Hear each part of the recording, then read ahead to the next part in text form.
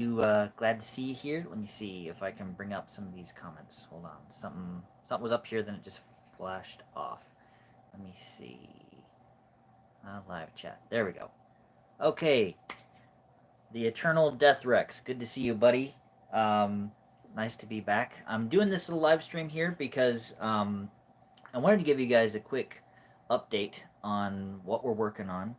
Obviously, you could see with the thumbnail, it's going to be a Jurassic Park fan film. I've been kind of talking about that in my posts and things lately. Um, and I want to show you some of the cool props that we've got so far for the film. One of the things that I just got in the mail recently is this. I found this really cool camera. It's like a vintage camera. It's busted. It's broken, so it doesn't matter if I drop it when I'm running away from dinosaurs or anything. But it's like from the 50s or 60s, something like that. So my guy is going to be using this camera when he's on the island to try to get some pictures of dinosaurs. And it just I don't know, it just has a cool look with the brown leather and everything, and it's got this really cool strap that you can wear it around your neck. So it's a good visual thing because I don't have to go fishing around like in a bag and like try to get a camera out, and everything like that. So it's going to be kind of fun because it gives it kind of an old school vibe. Um, the next thing, this guy, if you've seen my video about my overall dinosaur collection, you'll recognize this Velociraptor reproduction skull. So what I'm gonna do is he's gonna find this on the island, and that's gonna be one of the first indications that maybe dinosaurs really are here. Because the storyline is basically that my guy is the guy I'm playing, Dr. Daniel Carter. He suspects something weird is going on the island, but he doesn't want to admit that he believes there might be dinosaurs there because he's seen the damage that's been done to Dr. Ian Malcolm's reputation for saying InGen was creating dinosaurs. So he goes here in secret with a camera to see if he can document it himself to get some proof. He goes on a black market helicopter flight, um, and that's how he gets to the island, and that's a whole fun little adventure there. And here's another prop that we've been able to get our hands on. Um, a good aviation headset. Now this is busted. It totally doesn't work, which is good because I got it nice and cheap on eBay. Which that's a good tip if you guys are independent filmmakers and you need props and stuff. Look on eBay for busted stuff because if you buy one of these aviation headsets that actually work, it can run you like $200, $300, $400, even more depending on how nice the headset is. But this, I got it for like I think it was like maybe $40, something like that. Um, so I mean, still not super cheap, but it was way cheaper than hundreds of dollars for it. And so we've been able to raise a little bit of the money that we need for props on this. On the dinosaur front, we've got some cool news because we have a T-Rex, as you saw from my first video where I was animating it in Blender. But we also have acquired one sick Triceratops. And I think you guys are really going to like the plan of what we're going to do with the Triceratops in this film. It's going to be fun. We still have a few dinosaurs we need to get, which is why we still have the fundraiser up. You can find that on our coffee page. Um, and that's how you can support this film project is you go to the coffee page and you'll see this our goal. You'll see a little tab for this Jurassic fan film where you can donate if you feel like it to help us raise the money to get some of the other dinosaurs that we need. As far as costuming goes, I've got one of these. Got this off Amazon, again, nice and cheap. Um, it's just a little fly fishing vest, but with all the other gear that I've got, it gives kind of like a good safari adventurer kind of look. Oh yeah, thank you. The Eternal Death Rex. He said, "Nice Velociraptor skull." By the way, it's a cool one. It's like a nice little 3D print. A guy actually he scanned an actual museum um, piece to get the geometry for this, and that's why it looks so good. Oh, greetings, Darth Lion. Good to see you, buddy. I haven't seen you in a while. Let me bring the comment back up so I can see it. Hold on. These comments go off so quick. I wish I could just have them stay up permanently. I don't know how to do that. I'm streaming from a tablet, so I don't know. But yes, nice to see you, buddy. Uh, how you been doing? I haven't seen you in a while. Hope you're doing well. Um, Next costume piece to give me kind of a slight Dr. Grant vibe, but not quite, is actually a hat my brother got years ago when he was younger. It doesn't fit him anymore, but my head is still small. I got a tiny noggin apparently, and I can still fit it. So yeah, so this prop I got for free in a way because it was something my brother already had. As well as this, he has this cool like it's like a military satchel thing. It's kind of like Indiana Jones's satchel. Um, so that's gonna be what I keep a lot of stuff in. Oh yeah, good, good. I'm glad to hear that, Darth Lion. I'm glad to hear you're doing well. Um, really glad to hear you're doing well, buddy. So, and we just got this in the mail actually today. It just got here. This goes with the satchel.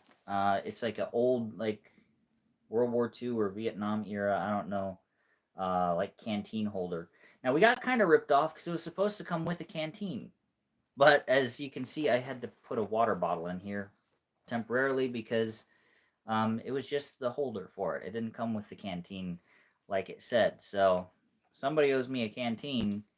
Uh, so that's another one of the pitfalls of buying props offline. You never know quite what you're gonna get. It's one of those life's a box of chocolates kind of thing.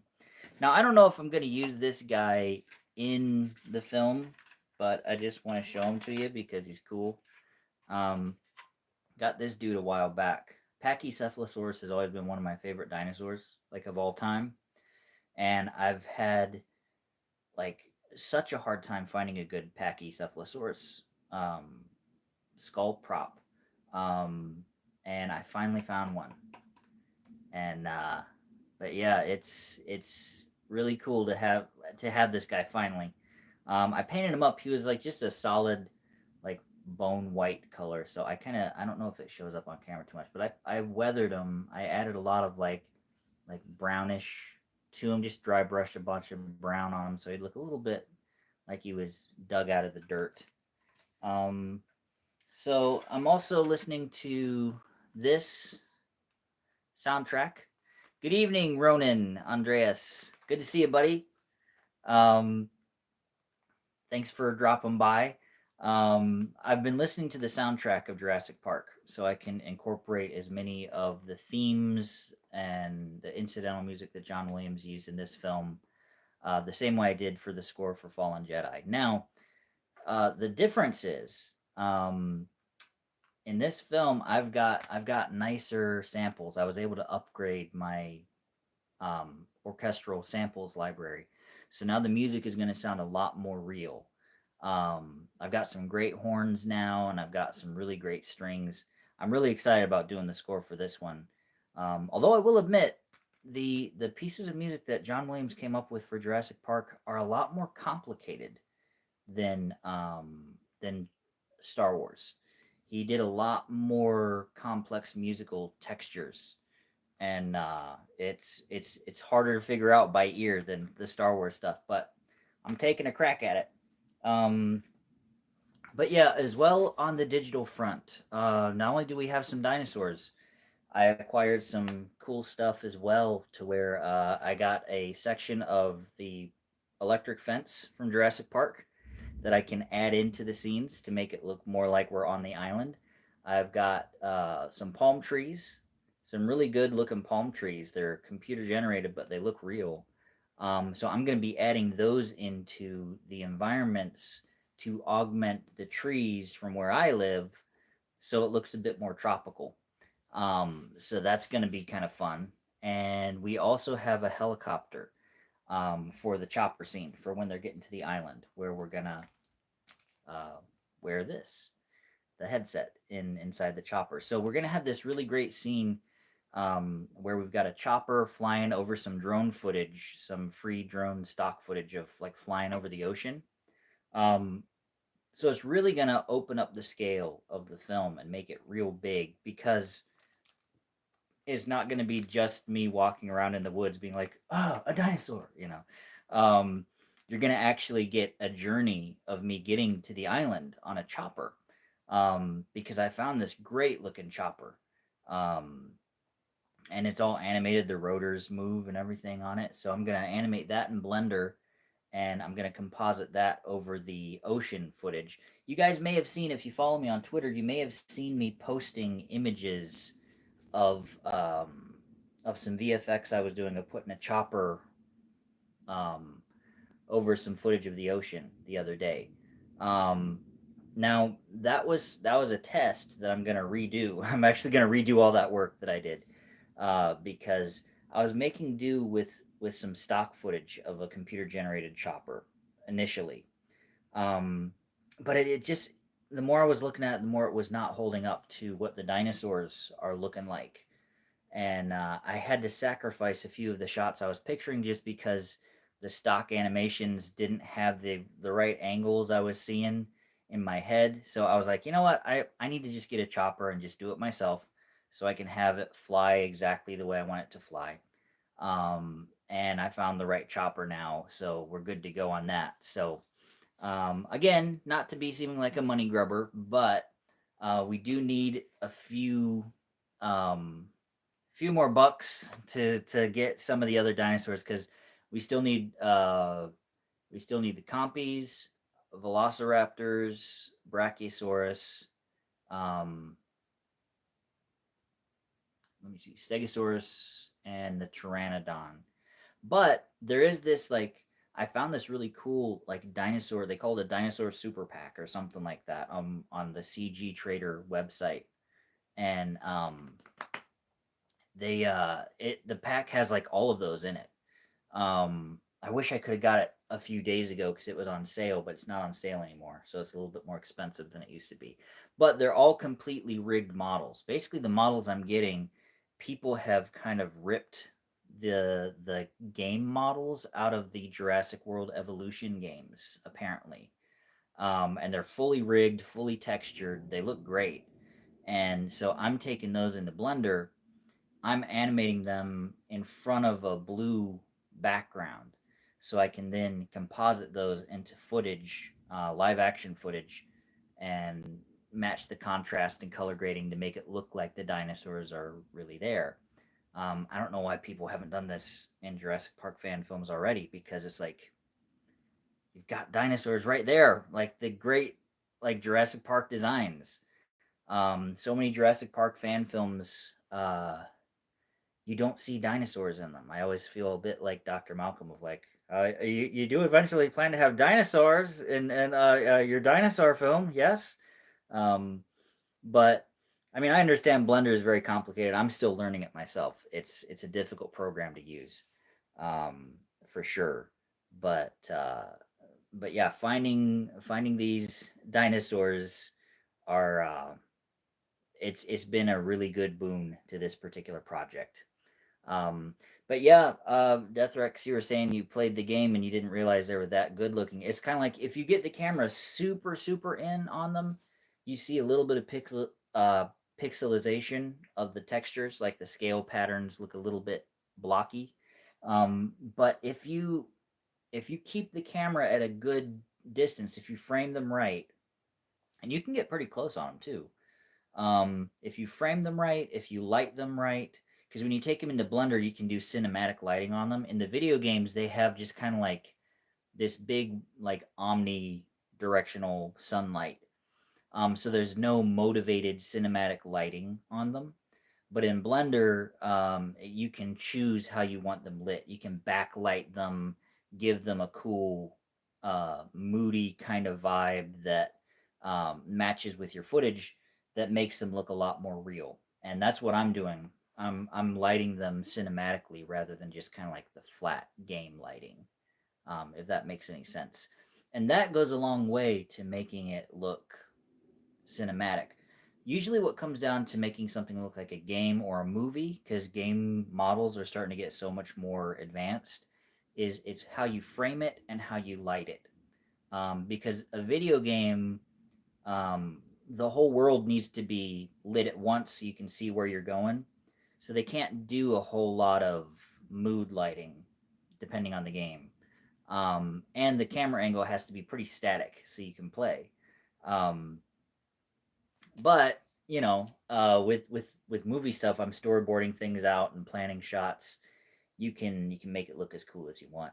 So it just takes a bit of time. So now some of you guys might be wondering, who've been watching the channel for a while, you might be thinking like, now wait a minute, weren't you guys making a sword fighting movie a little while ago? Like with you did that featurette with like the armor and like it was like a sword fighting swashbuckling monster movie. Like, where's that? I that's what you were asking for support for before. What happened to that movie? Um, we're still making that movie. Uh, the problem is I hurt myself really bad making it, and it has stalled production while I'm healing on it because we were filming one of the fight scenes, and I fell on purpose because the I was in armor and I was being like an extra that got cut down by the vampire guy, and I was in armor and everything, and I just fell after my character was supposed to have died, and I wasn't thinking of the fact that one, I'm going to be 39 in December, so I'm not 17 anymore. I shouldn't have been falling all over the ground. Two, I'm a lot heavier than I was when I was 17. Three, I had like 20 pounds of armor on top of my normal weight. And four, I fell right down onto my right knee. Greetings, Solaro. Good to see you, my buddy. Good to see you, my friend. We're talking about the project here. Um, but yeah, the reason I hurt myself was because I just reacted instinctively and reacted to getting slashed and fell down, and my hip actually it dislocated. I had to physically like pop my hip back into socket, and for the last few months I've getting in and out of cars, I've actually had to step in with my left foot and then actually pick up my right leg like by hand and kind of like pull it into the car because it messed up the muscles and ligaments in my hip socket to where I couldn't really lift it up myself. I just didn't have the strength in it and it hurt. So, naturally, if your leg's doing that, you can't do sword fighting, particularly fencing, which is all about like lunging and being in these crouching positions that are very athletic and very aerobic. So while I'm healing up from that, we're doing this little fun side project with some dinosaurs because I've always wanted to make a dinosaur movie. And since we're kind of stalled for the moment on our sword fighting movie, um, I figured like, well, we might as well do something else cool too. But yeah, it is healing. It is healing. I'm starting to get to where I can get my leg in the car now without having to pick it up. I still have to be careful with like hip rotation. Like if you actually getting in and out of cars is pretty difficult for me right now at the moment because if you like rotating my hip outward to kind of step out of the car, um, that makes it kind of want to like kind of pop back out again because that's what happened. It's like if this is the hip socket, my leg kind of went like that, so I had to kind of like roll it back in and snap it. I was like kind of like positioning it and like just like hitting my hip while I was sitting in a chair until it popped back in. And needless to say, that was not fun. That was actually the worst pain I've ever felt in my life. So I'm trying to be very careful and not go back into sword fighting too soon because I don't want that to happen again. So I'm trying to heal up nicely before we get back to all that. So all that rambling to say, that's why all of a sudden there's this dinosaur movie project right here. It's not that we raised money and started making a movie and I was like, I'm tired of this, I'm bored, I'm not doing it. Hey, dinosaurs, shiny, I'm not chasing just something new for the sake of chasing something new. I'm just having to put a pause on the sword fighting movie while my leg heals so I can make this other thing where I'm kind of walking around looking at dinosaurs uh, that aren't there until I put them there on the computer. So um, that's the big long-winded explanation as to why this film is being made right now. And it's also a fun little test case as well because I got some projects coming up with a really good friend of mine. He's a cool dude. He's actually lending his voice to this project in a very fun way. Um, I'm going to be talking to him pretty soon, so I'm going to see when he wants to officially announce uh, that he's, you know, part of this project. Because I don't want to speak for him or anything like that. So, um, but it's going to be really cool. We got some really fun stuff planned, and we have some very big projects in the works in the future.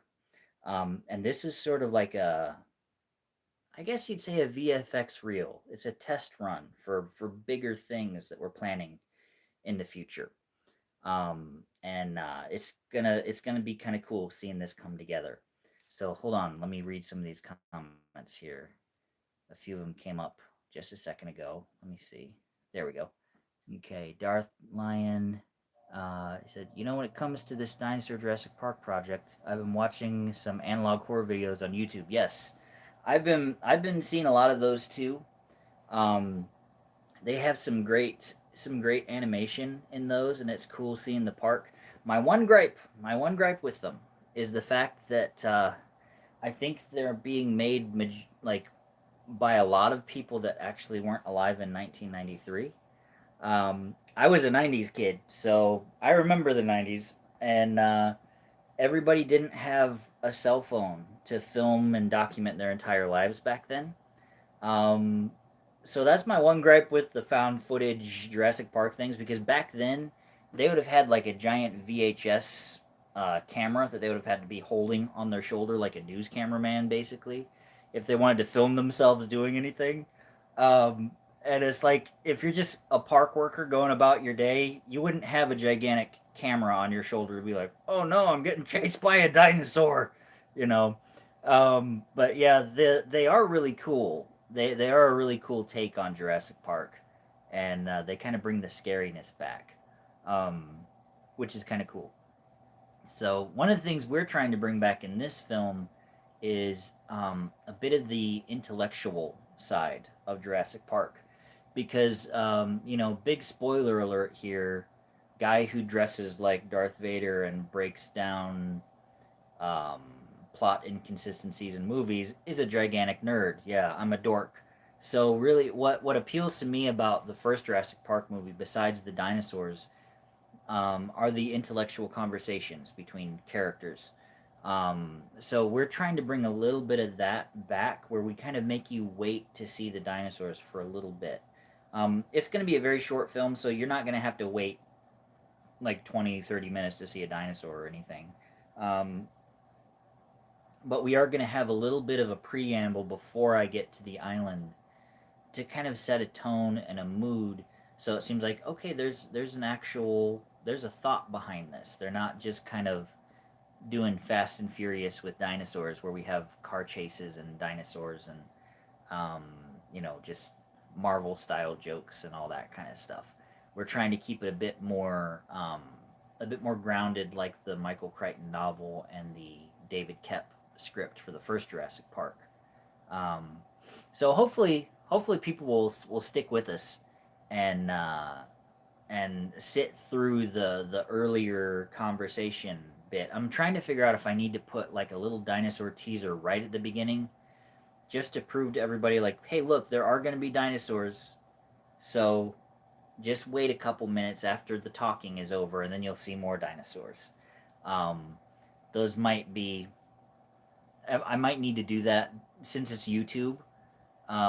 People might have a short attention span and be like, "What's all this talking? I wanted to see a dinosaur." Skip. I don't want people to do that. I want them to get to the dinosaurs because I've got some fun stuff planned for those, and I've got some cool ways to use them.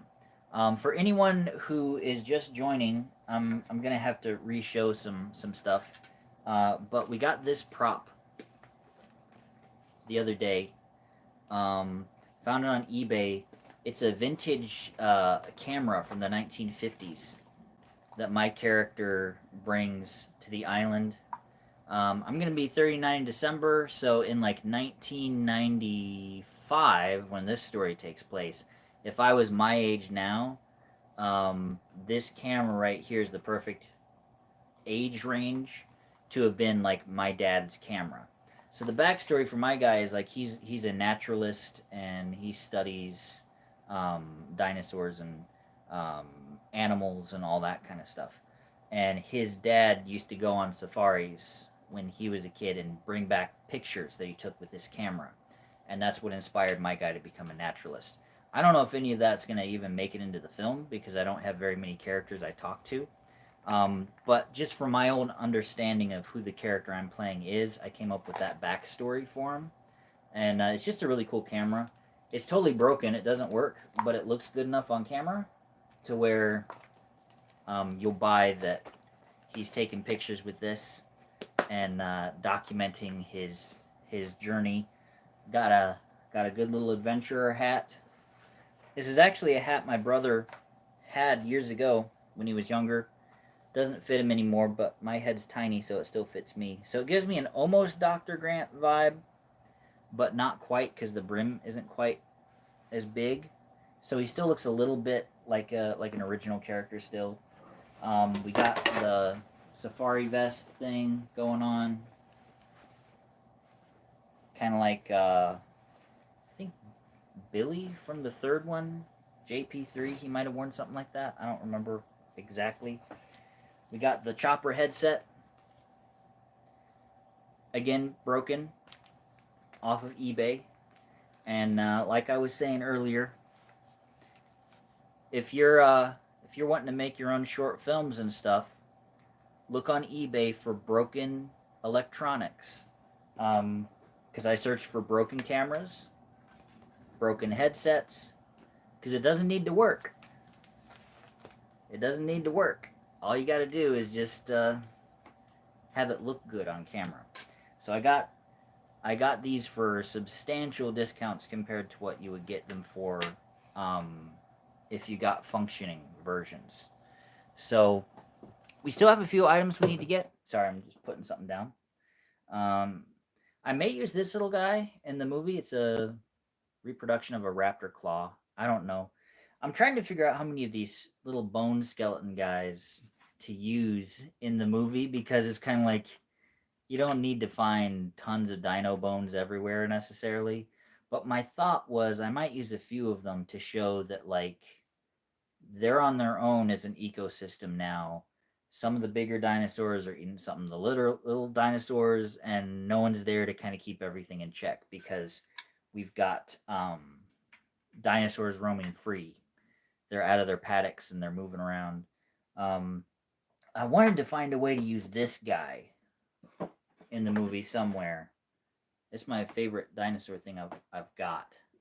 I got this quite a few years ago. Again, at a discount because it was like hot pink or something like that, and I painted it up to look more like a museum piece rather than a big pink T-Rex. But it was cheap because no one wanted a big giant pink T-Rex. So, guess I'm a thrifty Scotsman or something, but like I'm always looking for a way to find something cheaply. So, and we got the canteen. Well, it was supposed to be a canteen. It just was the canteen holder. I got a bottle of water in it right now. But maybe for some wide shots, I'll just use it this way until we can get a canteen to put in there for the close-ups maybe. I don't know. We'll see how that works. And my brother's like satchel thing. So, oh yeah, the Pachycephalosaurus skull. Yeah, I've been looking for this guy for years. I I've been looking for a Pachycephalosaurus for I don't know how long because it's one of my favorite dinosaurs. Always has been because they kind of look like a dragon, with the spikes and everything. Just their whole silhouette. They have a really cool vibe to them. And actually, I got this guy for another project. It's a project that I'm going to be doing with a friend of mine that I was talking about earlier. This is for a future project. Um, so I don't know. He might make a cameo in this little film. He might not. Talking about the Packy Skull, not my buddy. He actually is lending his voice to this film, and that's kind of cool. And I'm excited about that because we have some really fun ways that we're gonna play with that, and it's gonna be really cool. So again, listening to the soundtrack um, on repeat, basically, I sit there and animate the dinosaurs listening to this. And as corny as it sounds, it when I'm storyboarding sequences or animating the dinosaurs, it really helps to listen to the Jurassic Park score because it gets my head in the right space to like have the vibe of the first Jurassic Park movie. Um, Now, something you may have noticed if you saw my first video that I did where I was talking about learning Blender to animate a T Rex, because I'm learning Blender while making this movie because I had no idea how to use that particular software. It's a steep learning curve, but I'm starting to I'm starting to acclimate to it a little bit here. Um, in those shots of the T Rex that I rendered out in the rain, there was zero motion blur on them. You can see with my hand how it kind of blurs when I move it like this. Um, with my T Rex, he was looking a little bit more like an old Ray Harryhausen dinosaur. He was sharp and focused the entire time. He had no motion blur on him because I didn't know how to turn that setting on. I just watched a video on YouTube yesterday that explains how to do that. And I'm going to be able to have motion blur on my dinosaurs in this film so they will look realistic instead of looking like really cool stop motion puppets that are kind of overlaid on film. So I'm excited about that because that's going to up the quality again. So this whole movie is an upscale in quality from where we were when we did Fallen Jedi.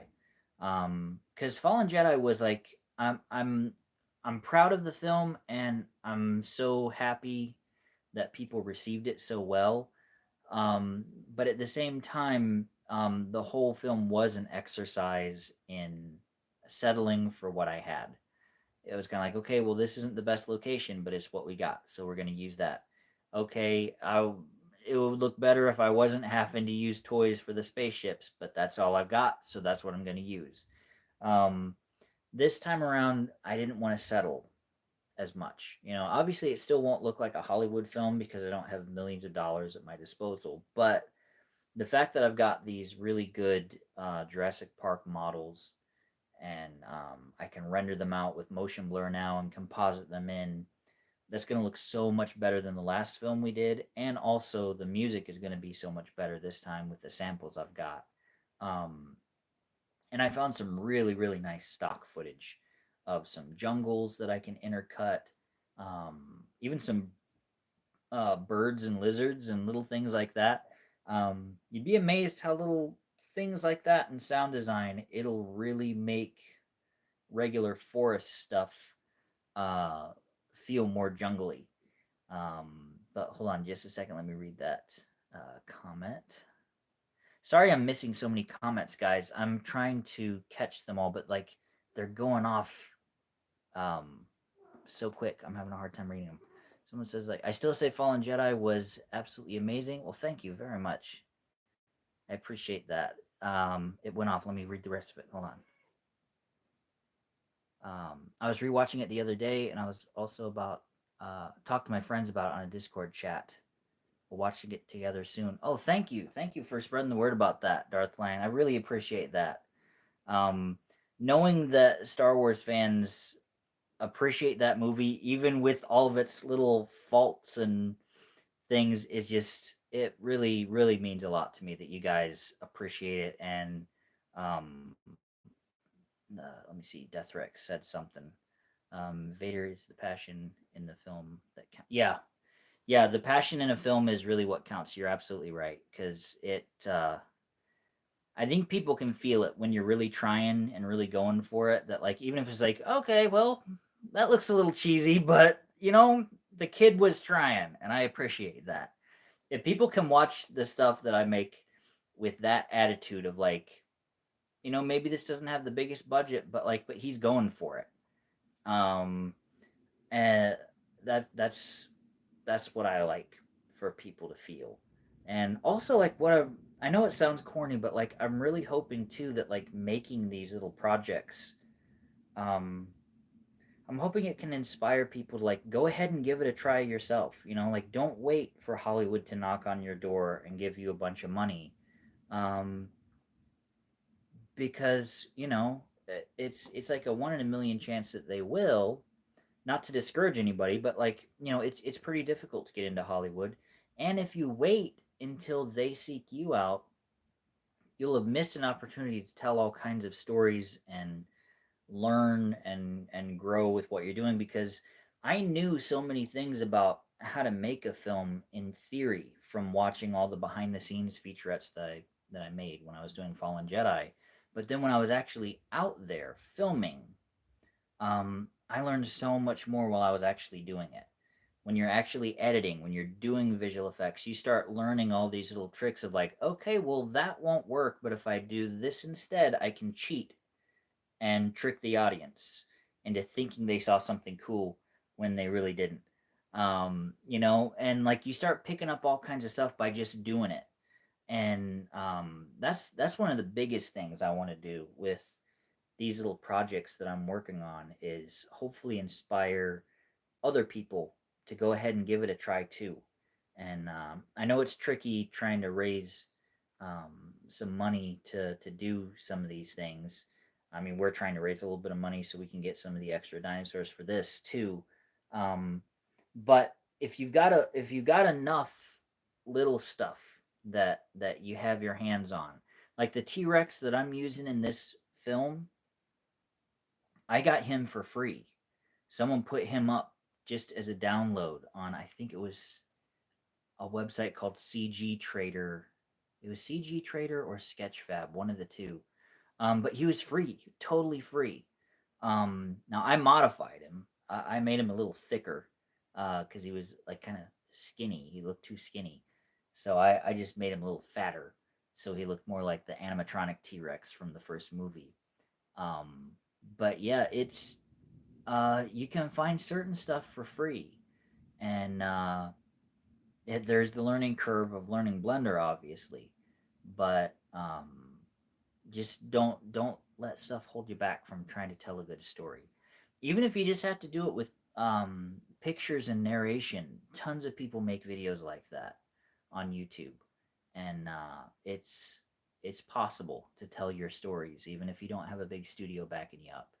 And you can really affect people in profound ways when you do that, because you can kind of give them something to hold on to a little bit sometimes when say studios aren't really giving people exactly what they want, because a lot of the big movies coming out lately that carry on popular franchises, it's kind of like they're missing a little bit of the heart of the old ones. So and I don't know why that is, because you hear all the directors and actors that work on these projects, they talk about and they're like, yes, I love this movie so much when I was a kid.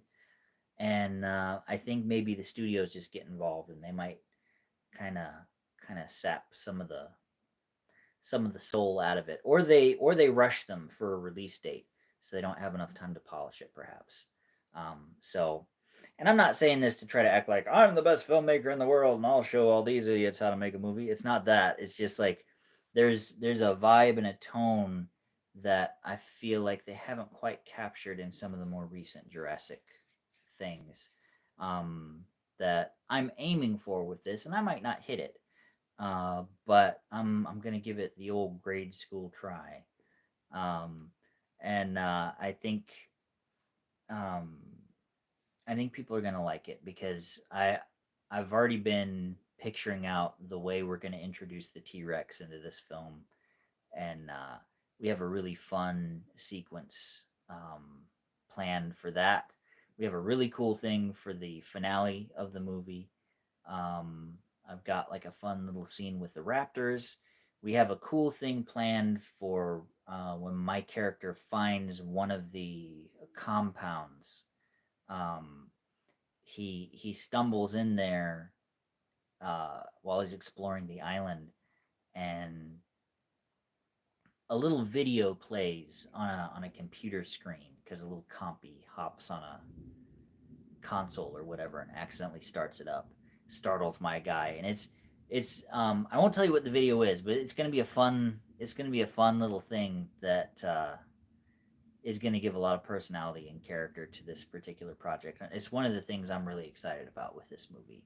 It's gonna be a lot of work to put together, but it's gonna be fun, and we got some great stuff planned for this one, and and this is just kind of an appetizer as well because I have a bigger Jurassic fan film in mind that has a full story.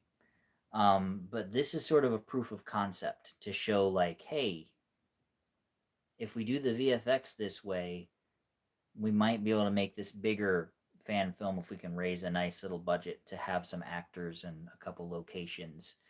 Because the other one has like a full on storyline and characters. This one is, um,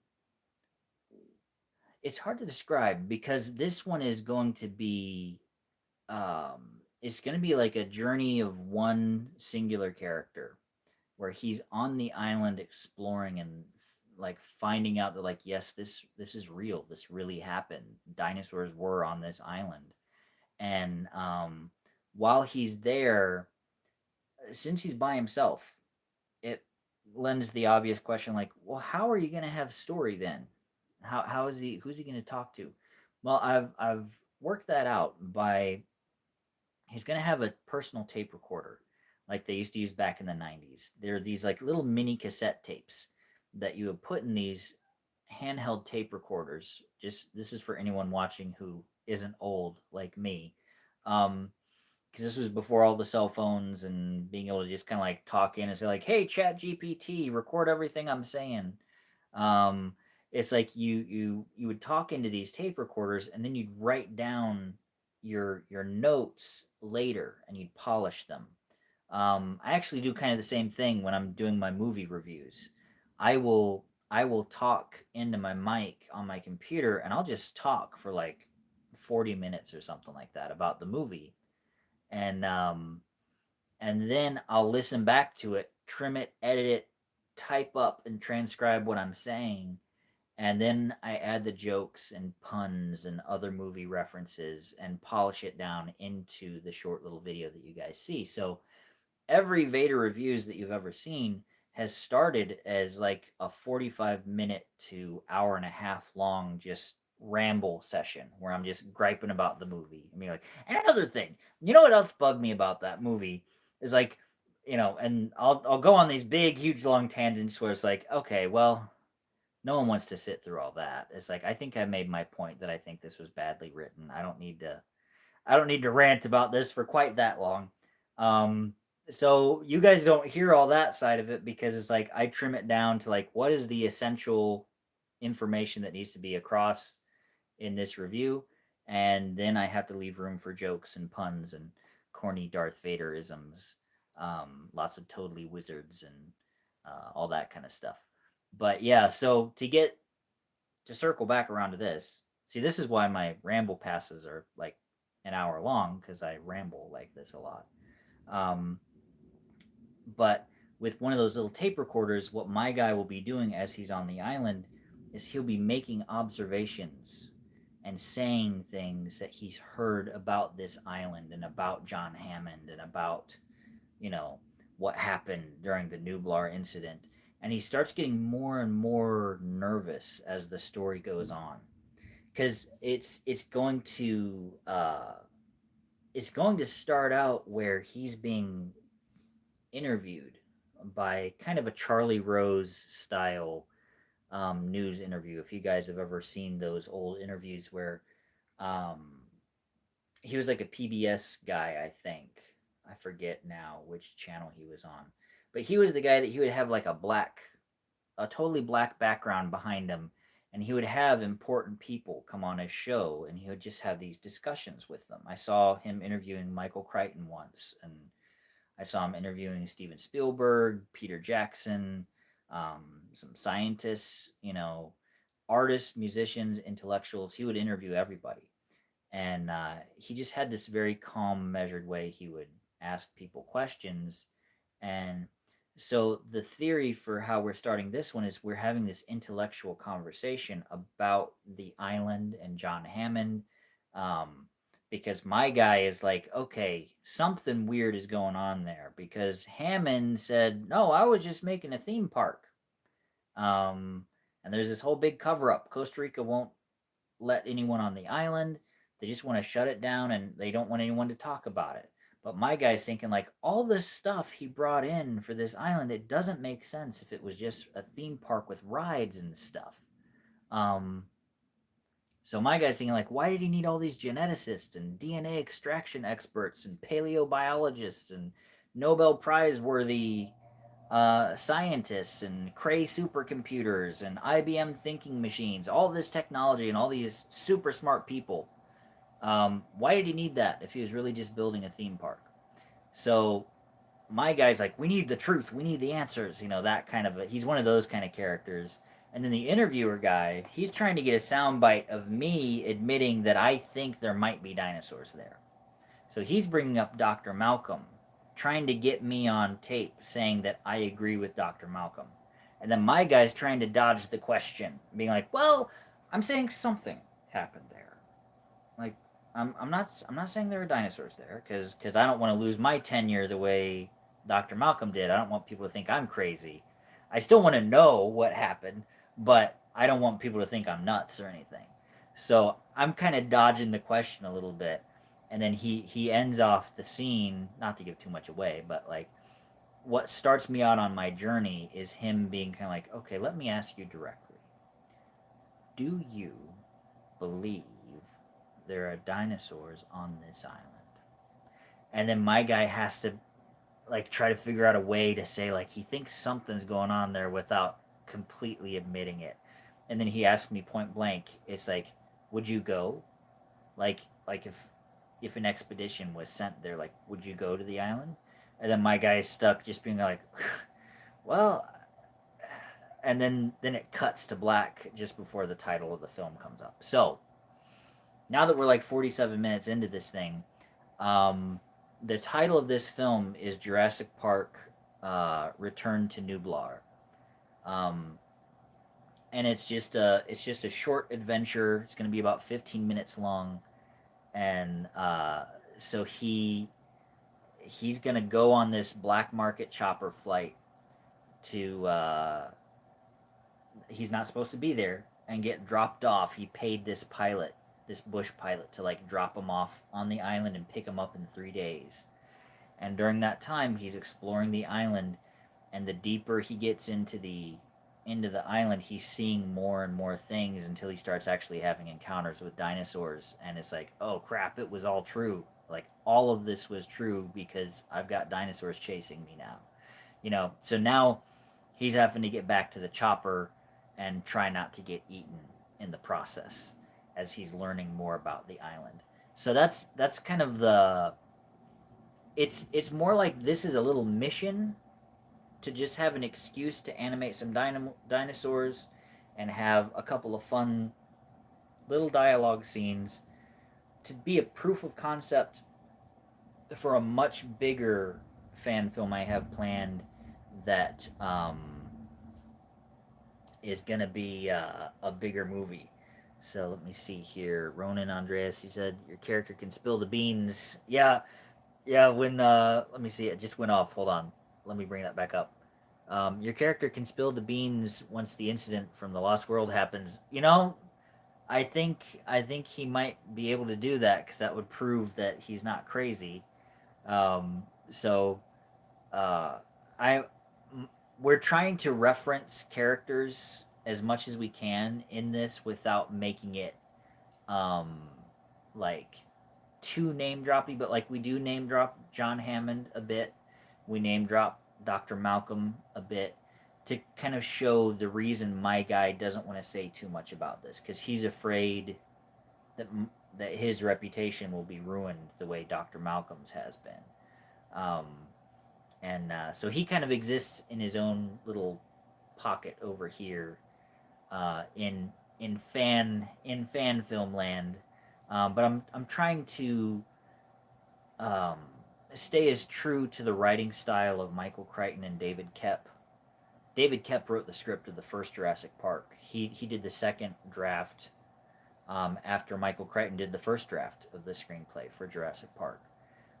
So what I'm trying to do is kind of blend little bits of the two together, and also incorporate a little bit of the John Hammond diaries in there, um, because I believe it was Michael Crichton's novel that mentioned that they had the Cray supercomputers or something like that um, to do all the DNA research. But I think the Jurassic Park Trespasser John Hammond tapes that he said they were using a certain number of IBM workstation thinking machines. It was a big long name, something like that.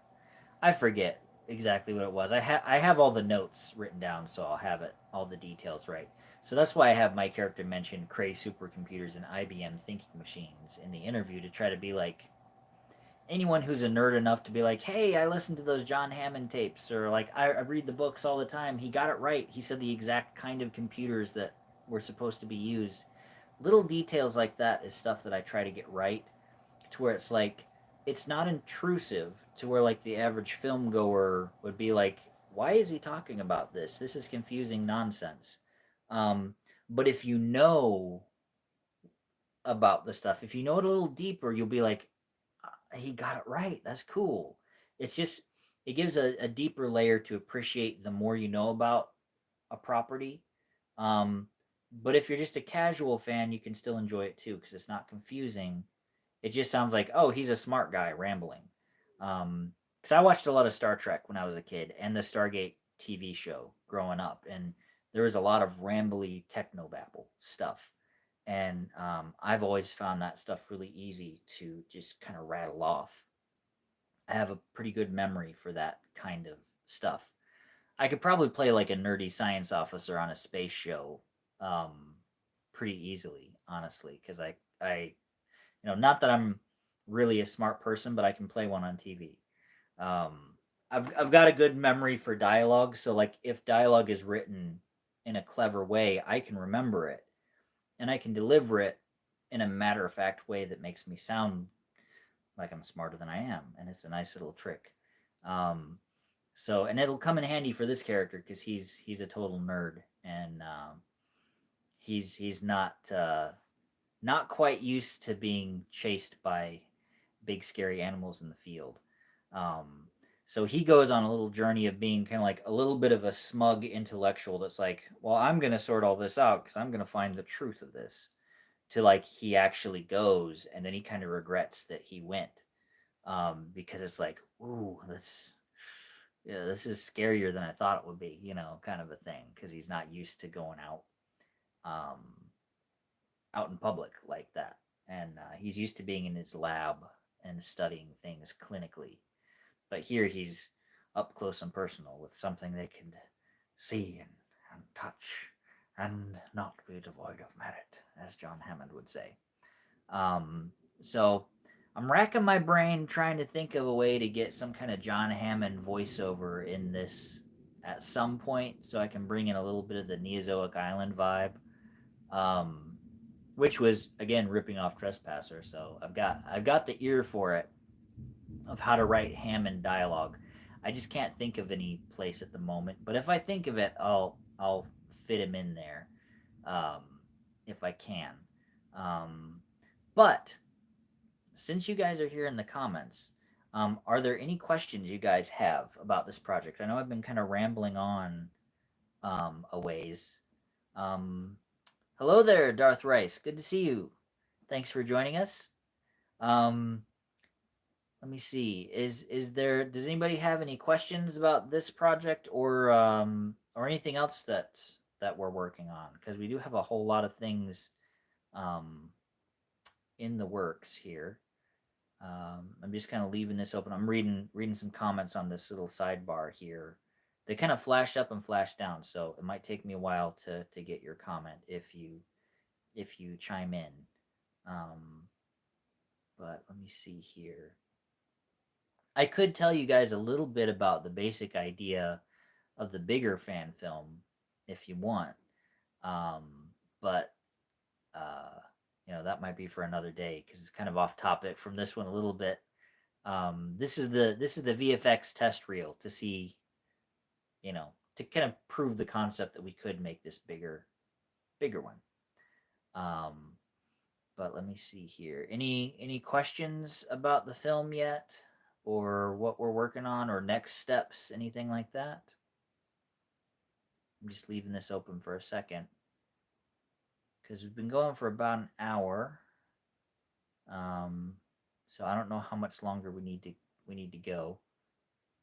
But I want to leave it open for you guys to ask any questions if you have any questions or comments or concerns.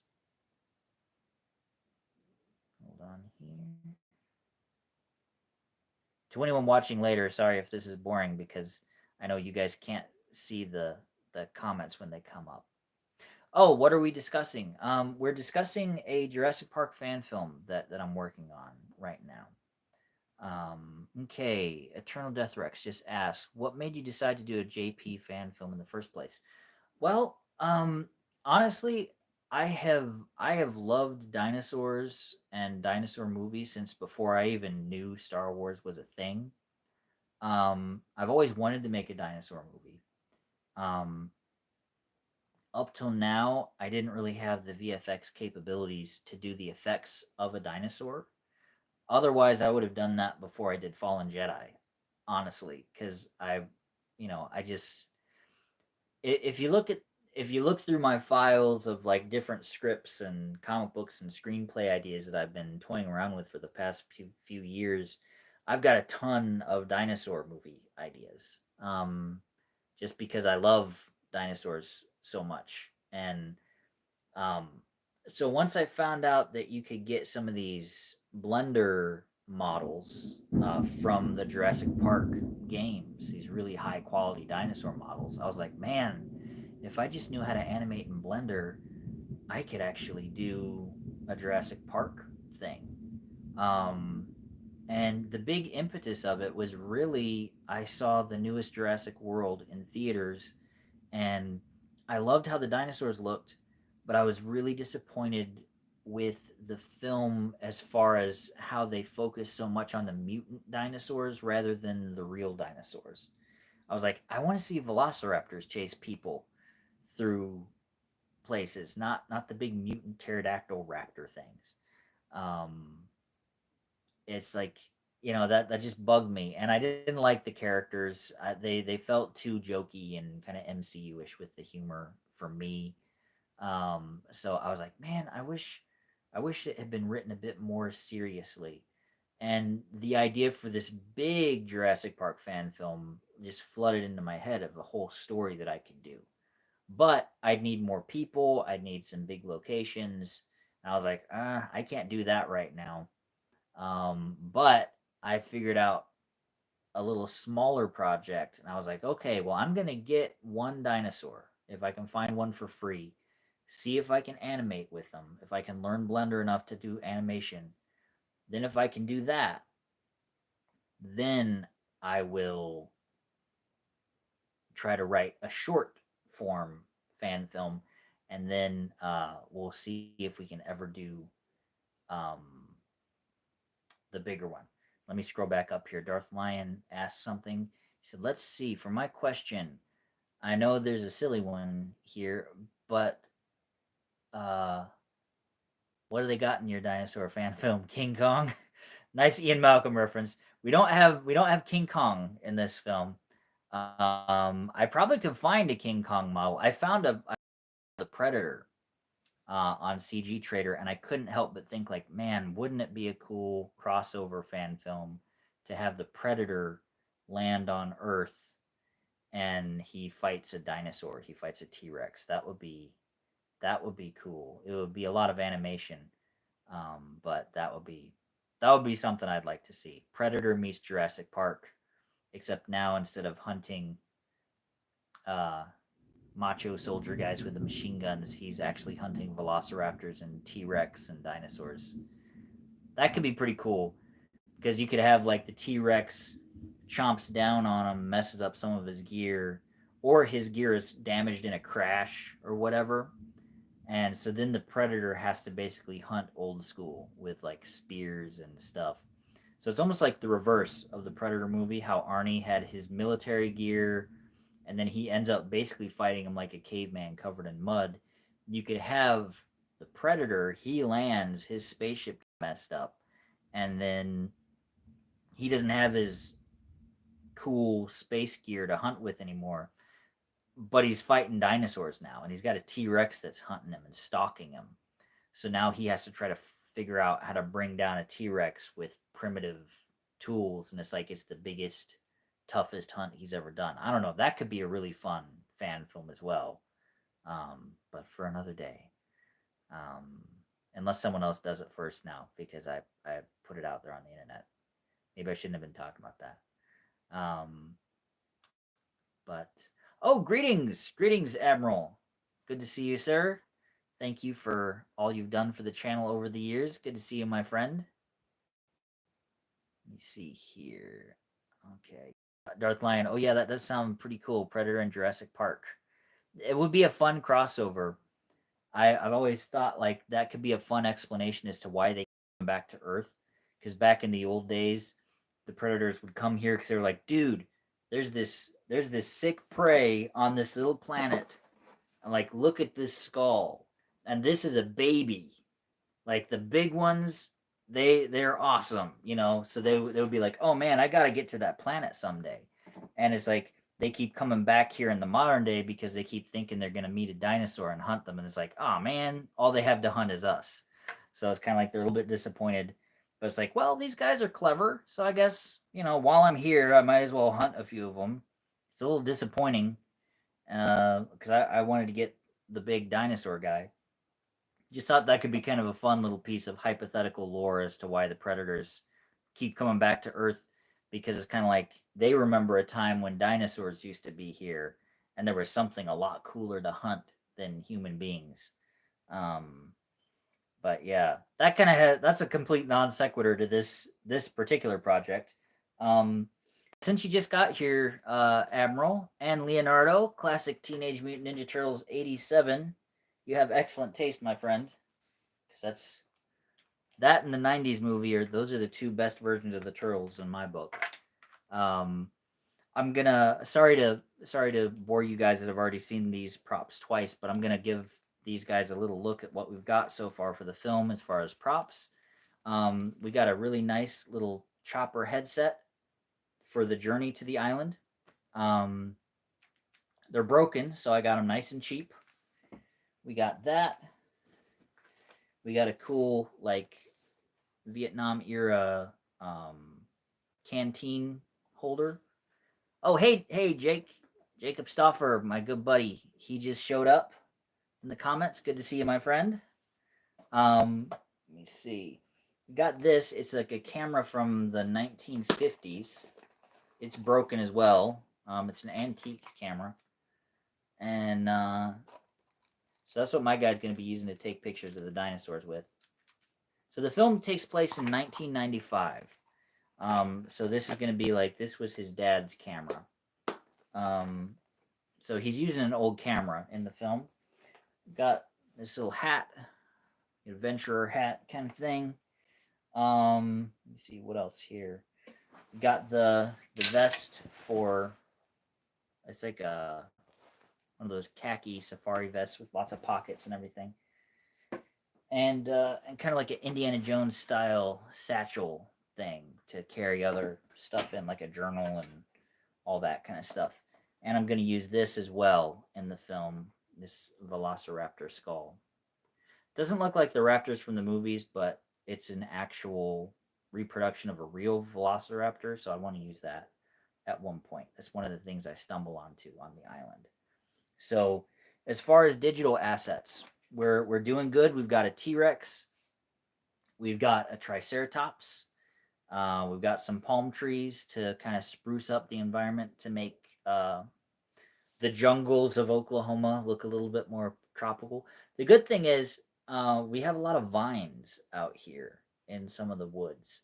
Um, and it's been raining so much this year. It's actually storming right now. Um, it's very overgrown and super green right now. So it looks very lush out there. So once I add some of these little tropical plants in, it's going to look great on camera. And I got some got a bit of the Jurassic Park electric fence, and we've got a good chopper for the flights, the flying shots for when I'm heading to the island. I grabbed some really nice free stock footage of a drone flying over the ocean, and I'm going to composite the helicopter flying over the ocean. And I've got some really great approaches, drone footage of like approaching tropical islands. So we're going to get this really nice scene where I'm on a chopper. You're going to see this chopper flying by, then it cuts to the inside where I'm talking to the pilot over the headset. Um, and it's a fun little scene because he's a character. The pilot is he's quite a character. He's one of those kind of real brash, kind of like almost never lets you get a word in edgewise kind of guys, where it's like he's always got a big story that he's talking about.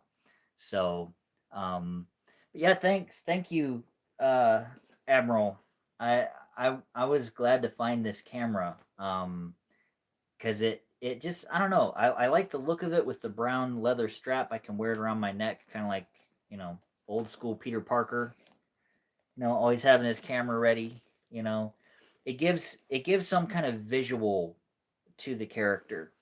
Um, that's what I've found. If again, not to be trying to make this a tutorial all the time, but like if you guys are interested in costuming or making films or whatever, um, I've noticed the more like gear and crap you can strap on to a character, the more cinematic it looks. Because in real life, people look pretty boring. Usually just like t-shirt and jeans and that kind of a thing.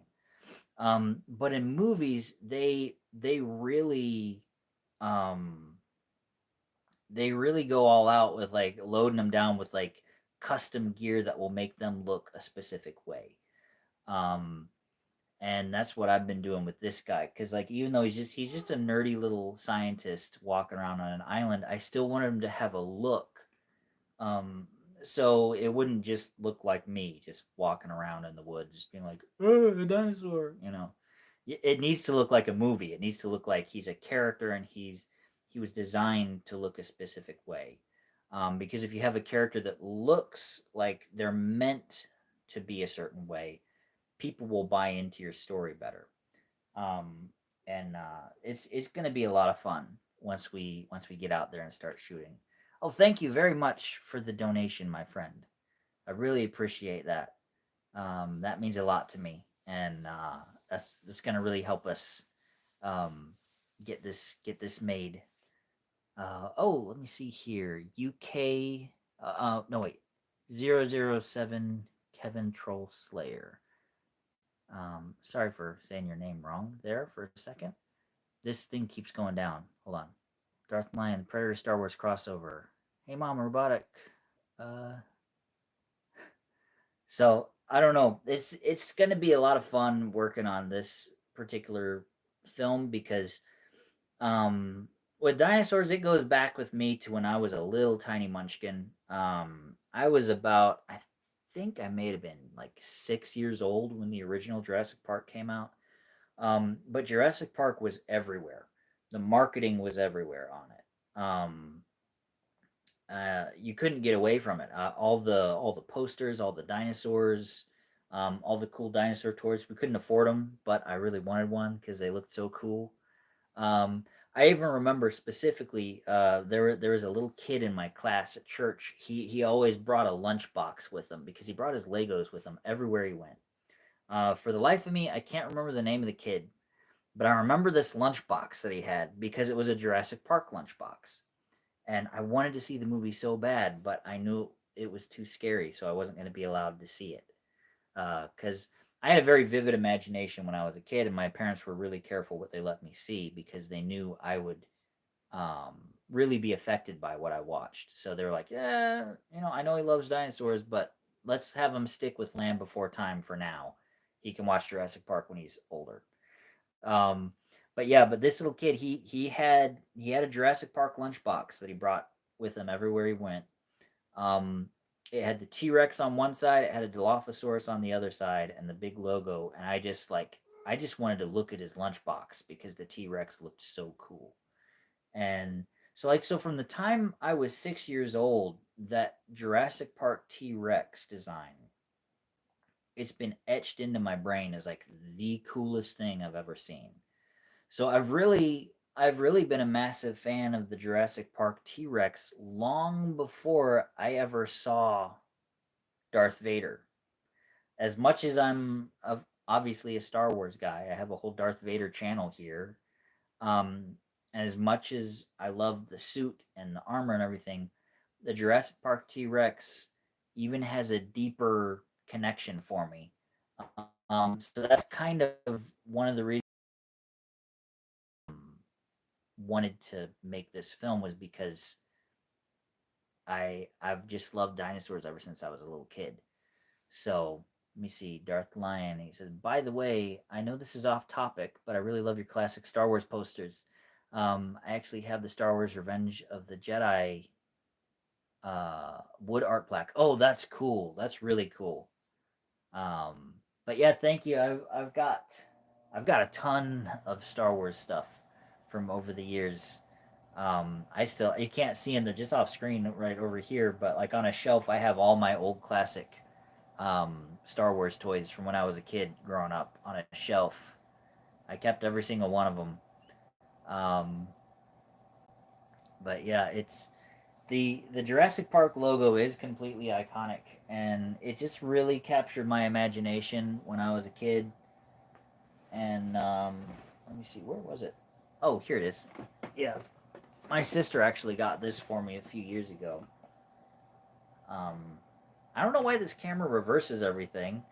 But yeah, it's if you feel like reading it backwards, it does say Jurassic Park. Um, so I yeah, I've had this fascination with Jurassic Park ever since I was 6 years old because at the time it was the movie I wanted to see more than any other movie that I wasn't allowed to see.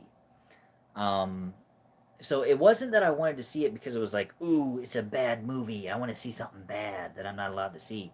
It wasn't that. It was just like I knew it was too scary, and I wasn't allowed to see it yet. And it just frustrated me so much because I love dinosaurs. Um, we went to SeaWorld when I was a kid, and the whole reason we went there was because it was right around the time of Jurassic Park, and they had this animatronic dinosaur section you could walk through where they had these dinosaurs. It was just like a little path with some palm trees and these big animatronic dinosaurs. Whole reason I wanted to go was for that. But I was so little that when I started walking up to it with my mom, we had to turn around and I couldn't even walk through it because they had a big Allosaurus that like it swung its head like out over the walkway and was like that. And it just looked too big. It scared the crap out of me, and I couldn't go. So like it was like at every turn, it was like I want to see Jurassic Park, but it's too scary. We went to SeaWorld so I could see this dinosaur exhibit. Couldn't walk through it because it was too scary. I could only look at it from a distance. And then we went to the McKinley Museum because we lived in Ohio at this point, and they had a big animatronic Allosaurus there. And I was determined that like no matter how scary it is, I'm gonna go walk up to that Allosaurus and I'm gonna see it. I'm gonna see a dinosaur. And I did. I saw the Allosaurus and it wasn't too scary, and I finally got to see a cool dinosaur up close. I'm sure it looked ridiculous now because it was old. Um, but yeah, that I agree. The Muldoon scene with the raptor, that was an amazing sequence. Sorry to kind of jump to that, but I saw a comment from 007 Kevin Troll Slayer. That was a great scene. The whole character of Muldoon, I wish he'd been in the movie more. The very first Jurassic Park, because he was a good. Him and Roland Tembo were like two of my favorite characters from the early Jurassic Park films. Um, but yeah, I when I was a kid, I wanted to make my own dinosaur movie so bad. Like I wanted to see if I could get like when the Lost World came out, they had these like rubber hand puppets of the dinosaurs that you could get. Um, I wanted to get one of those and a video camera and try to make my own dinosaur movie because I was like, since I'm not allowed to see Jurassic Park because it's too scary, if I can get a Jurassic Park puppet and make my own dinosaur movie that's not too scary, then I can watch it.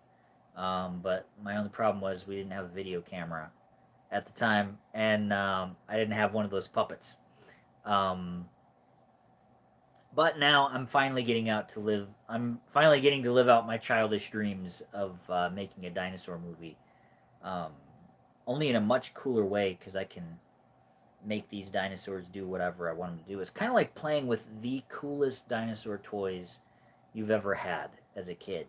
Um, because since these are the models straight out of the Jurassic World Evolution games, they're accurate to the Jurassic Park dinosaur designs. So it's not just kind of like, well, it's a dinosaur. It's like, nope, it's the dinosaur. It is the exact dinosaur design um, that I've loved since I was 6 years old, and now I'm getting to animate it, composite in footage, and see these shots come together. And it's a cool feeling too because it's like you're kind of walking in the footsteps of all these like great creative guys at ILM that changed movie history with how they did this the first time. Um, Animating this T Rex is such a weird feeling to me because it's kind of like I know it sounds really dorky, but it does make me think like, man, like 30 something years ago, these industry level guys, they were doing this at the same thing. They were at a computer, like moving this little puppet like one frame at a time, so they could composite them into the footage. And it's like, and here I am, all these years later, I'm getting to do the same thing. Except it's like it's on home computers. It's like laptops and free software. But I'm getting to do stuff that was like industry shaking level stuff back in the day. It's like it just shows how far we've come with VFX and filmmaking, and it's a really cool feeling knowing that I'm kind of following in the footsteps of these guys that like I've looked up to the way they created stuff for so many years, and it takes a lot of time and patience, but it's definitely worth it when you see these shots come together. Let me bring up some of these comments here again. Let me see. Yeah, Eternal Death Rex. He said it's funny because Muldoon actually survives in the book, and a lot of the characters' endings are very different um, in the book as far as what happens in the movie. I must say I like movie Hammond way better than book Hammond, and I like the way his story concludes in the movie much better. Um, because I don't like him. Well, I won't spoil what happens in the book to him.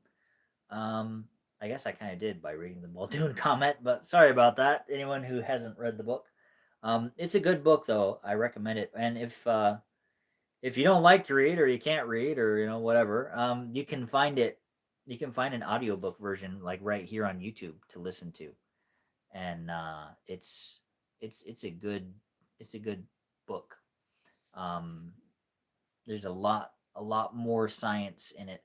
Dr. Malcolm's a little bit more he's a little bit more irritating in the book. But Jeff Goldblum made him a lot more kind of funny and kind of charmingly annoying, whereas you know, book Malcolm is a little bit more smug, I guess you'd say. Um, and that's the I've been trying to find a good balance with my character to make sure he doesn't seem too smug. He's intellectual, but he's smug, so that hopefully when he's on the island, um, he kind of feels likable, and you're hoping the guy won't get gobbled up by a dinosaur. Because if you're hoping I get eaten through the entire film, then it's like, well, I wrote the character wrong, and so hopefully you guys will be rooting for him to not become a dino snack. Um, but yeah, it's gonna be really cool. I do wish I could have some practical effects with some of these dinosaurs. That would be cool. Um, but again, that would be something more for a bigger Jurassic film down the line. Um, if people really enjoy this one, and if they feel like supporting a bigger project down the road, um, then I can tell you guys more about that other Jurassic film I've got cooking in my brain right now. Um, that story I'm actually very excited about because there's a lot of stuff I took from the books that never made it into the feature films. Um, that I don't know why they never explored. It would have been really interesting stuff, and it kind of ties off some loose ends and delves into some interesting topics from the books that never made it into the movies. And I think people would really like it. It's got a very fun '90s feel too, because that's what we're doing with this movie. We're trying to make it feel as much like a product of the '90s as possible. We don't want it to feel like a modern um, 2025 movie. So, like, even in terms of how I'm doing the color grading and the cinematography, um, we're doing everything we can to keep it feeling like it's from the '90s. Like, we're not doing shaky cam. Um, it's going to be very nice, smooth framing, very painterly compositions, and the music and score and sound design is going to match more of the tone of the original Jurassic Park films. Because that's another thing. Like each time in these newer Jurassic Park films, I'm noticing they're remixing and changing the creature sounds a bit, kind of like how they did with the new Star Wars movies. They never just use the actual Ben Burt sounds for Star Wars anymore. They always do like new versions of the sound that like they're not quite right. They don't sound quite the same, and I have a sneaking suspicion it's to change it just enough so they don't have to pay royalties to the original guy who did the sound design. I have a sneaking suspicion that that might be why big studios do that. Um, but to me, it kind of ruins the continuity a little bit because things always sounded a certain way, and like the music and the sound effects are so much a part of what makes a movie iconic. Like Indiana Jones, the sound of his whip, that Winchester going off every time he fires his pistol, um, and his musical theme, that's what makes it feel like Indiana Jones. Even the texture of how the punch sounds are, um, they it's like that's what makes it Indiana Jones. If you do the sound design differently, it doesn't work. If you try to make it more gritty and real and grounded, it saps the fun out of it. So what I'm doing is I'm bringing back the jungle vibe, the adventure vibe in the music that the original had, and bringing in real lush jungle ambience, like all the jungle birds and insects and all that, because really playing that up in the sound design mix. And then for all the dinosaur roars and sounds that they're making in the film, I'm going back to the old movies and like I'm just pulling them straight from there. I'm not trying to modify them in any way to be like, well, we got to have a new T-Rex sound. It's like just let it sound like the the raptors, let the raptors be raptors, let the T-Rex be the T-Rex. Had the brachiosaurs just sound the way they sounded in the first movie. Um And it's a simple thing, but like those little things will kind of lock an audience in a way, to where even if your cinematography isn't perfect, even if your visual effects aren't quite perfect, if they're feeling the emotion from the music and the sound design that kind of sucks them in. That's why Star Wars is so great for fan films, because there's such a rich sonic world with Star Wars. um, you can really pull people in and have them feel like, yeah, this doesn't look quite right, but it feels right because the music is right and the sound is right. Um, that's what I'm attempting with this Jurassic Park project. I'm taking the same care that I did with Fallen Jedi and putting it into this one, even though this one's going to be much smaller and this one's going to stay small because, frankly, the Star Wars film got so big that I made, um, because I could play so many different parts in it by just putting on a rubber head or a new helmet or some prosthetics. Because in that one movie, let me see, I was a Rhodian.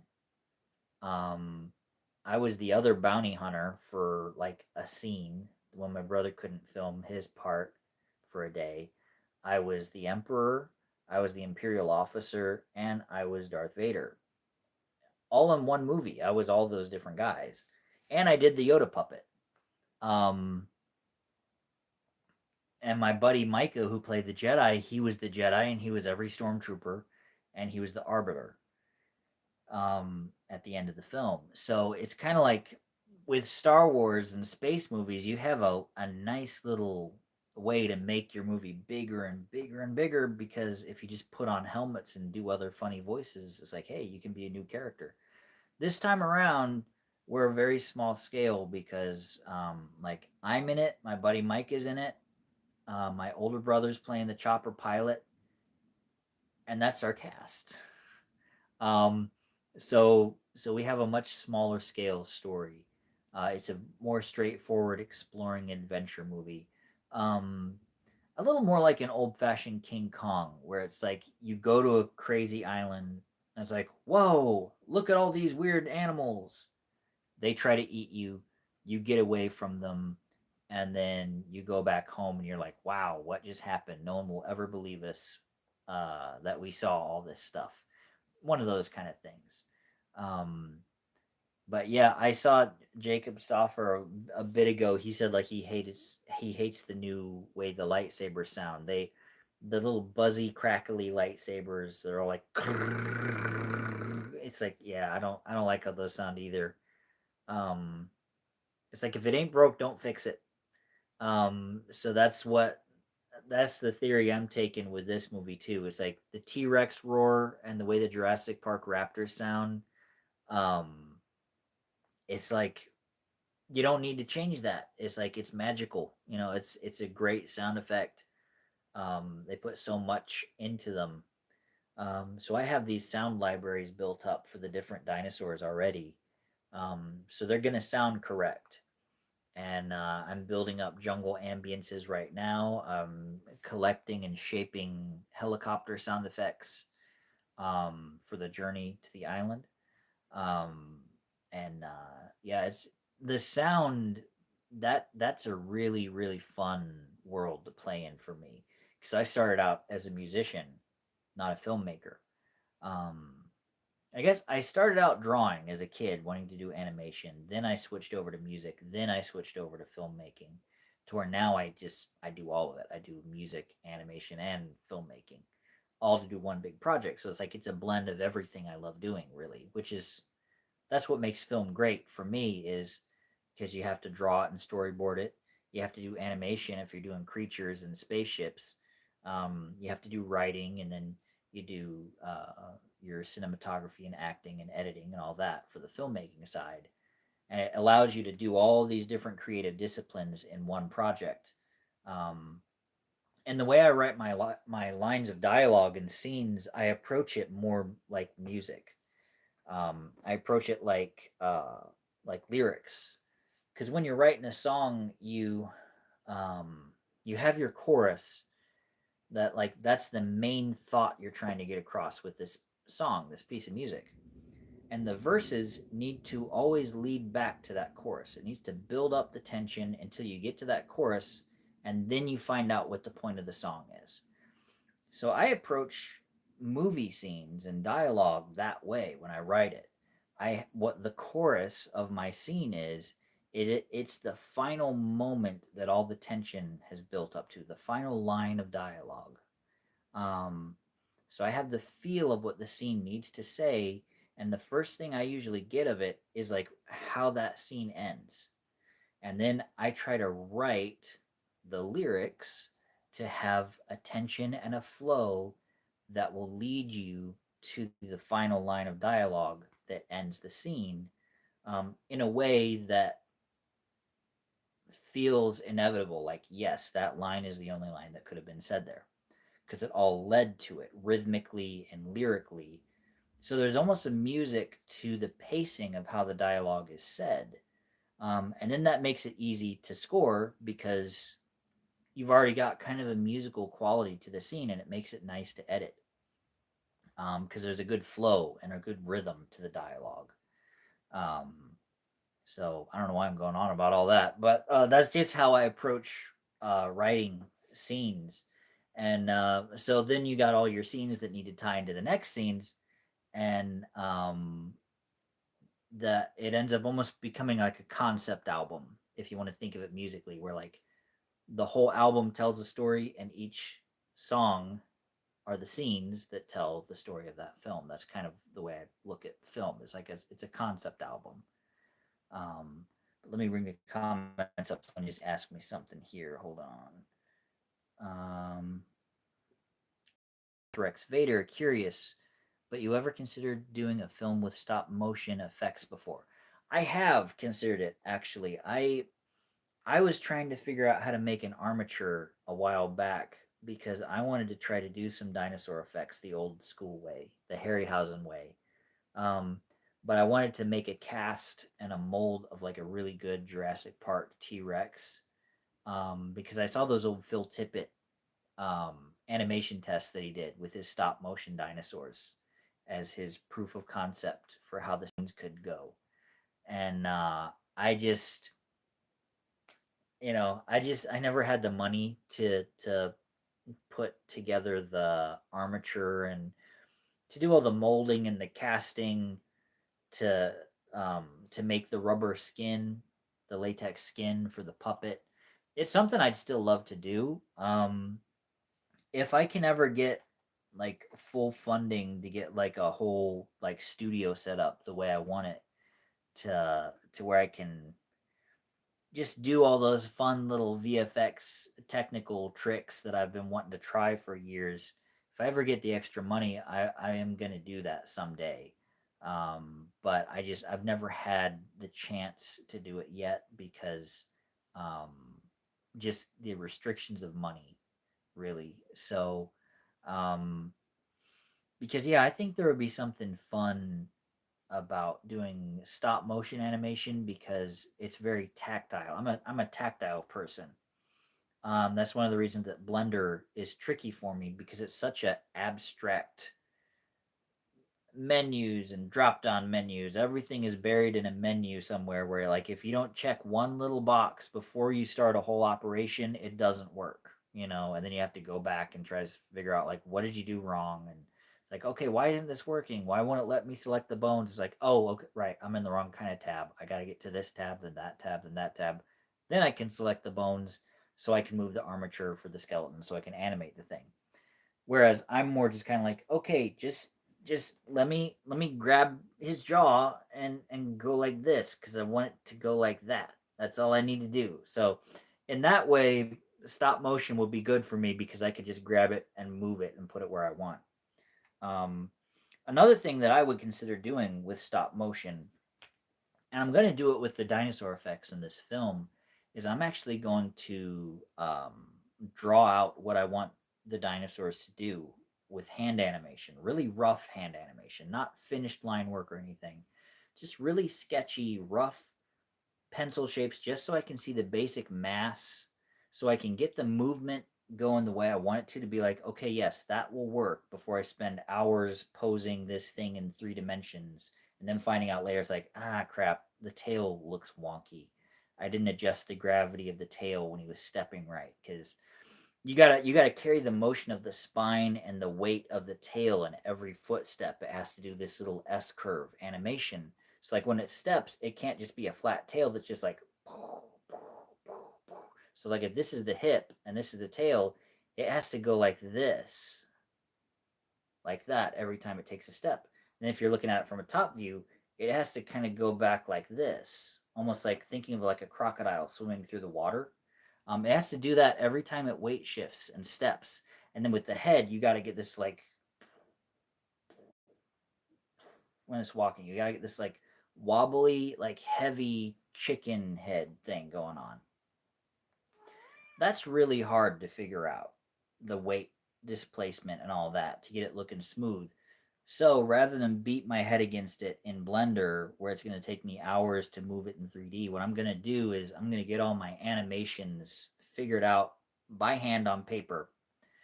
And then I'm going to have those frames saved so I can know, like, okay, these frames work. This animation plays smoothly. It works. It's good. And now I can just copy these poses in the computer and I'll know that like if I move them up here, that's the right frame. And then if I go like this, when it plays back, it'll play back smooth the way I want it to. This is going to be particularly handy when I have interactions between dinosaurs, when they have to be moving and doing stuff together in camera, because it's always complicated enough animating one animal, but when you're designing two animals that like their bodies are colliding and they're doing stuff together on screen and they're tussling around and things, is like there's a whole lot of gravity and weight distribution that you have to think about.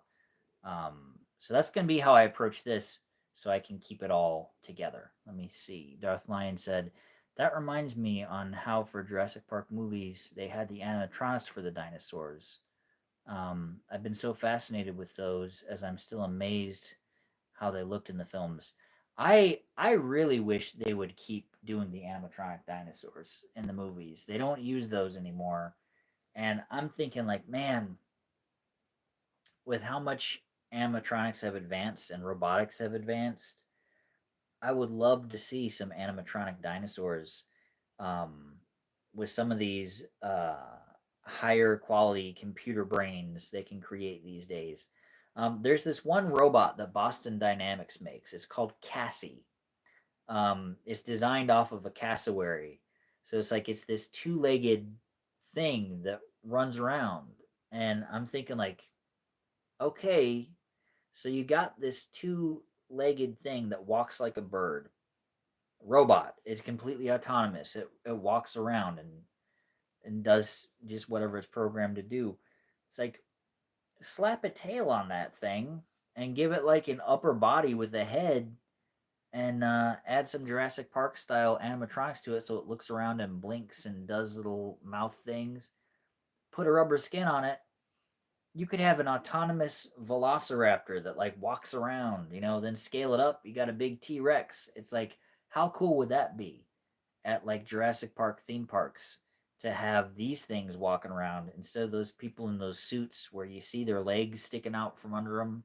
I mean, I know this is the best they can do, but like, wouldn't it be cooler to see a dinosaur with its legs shaped right, walking around and doing things? They would just be so cool. Um, but oh, let me see. Run on Andreas. He just asked something. He said, "Oh, is that the robot legs from?" Uh, no, the. Oh, are you? I don't know if you're asking me or if you're asking about something that Darth Lion said. Yeah, the robot legs in the movie with the T Rex, and when the raptor was chasing the kids through the kitchen, those were animatronic legs. The robot I was talking about is something they developed, I think, in like 2011 or something. Um, I'm not sure why they started developing like a bird-legged robot, really. Um, Unless they just thought that would be the easiest kind of mechanized way to have a two-legged thing walking around.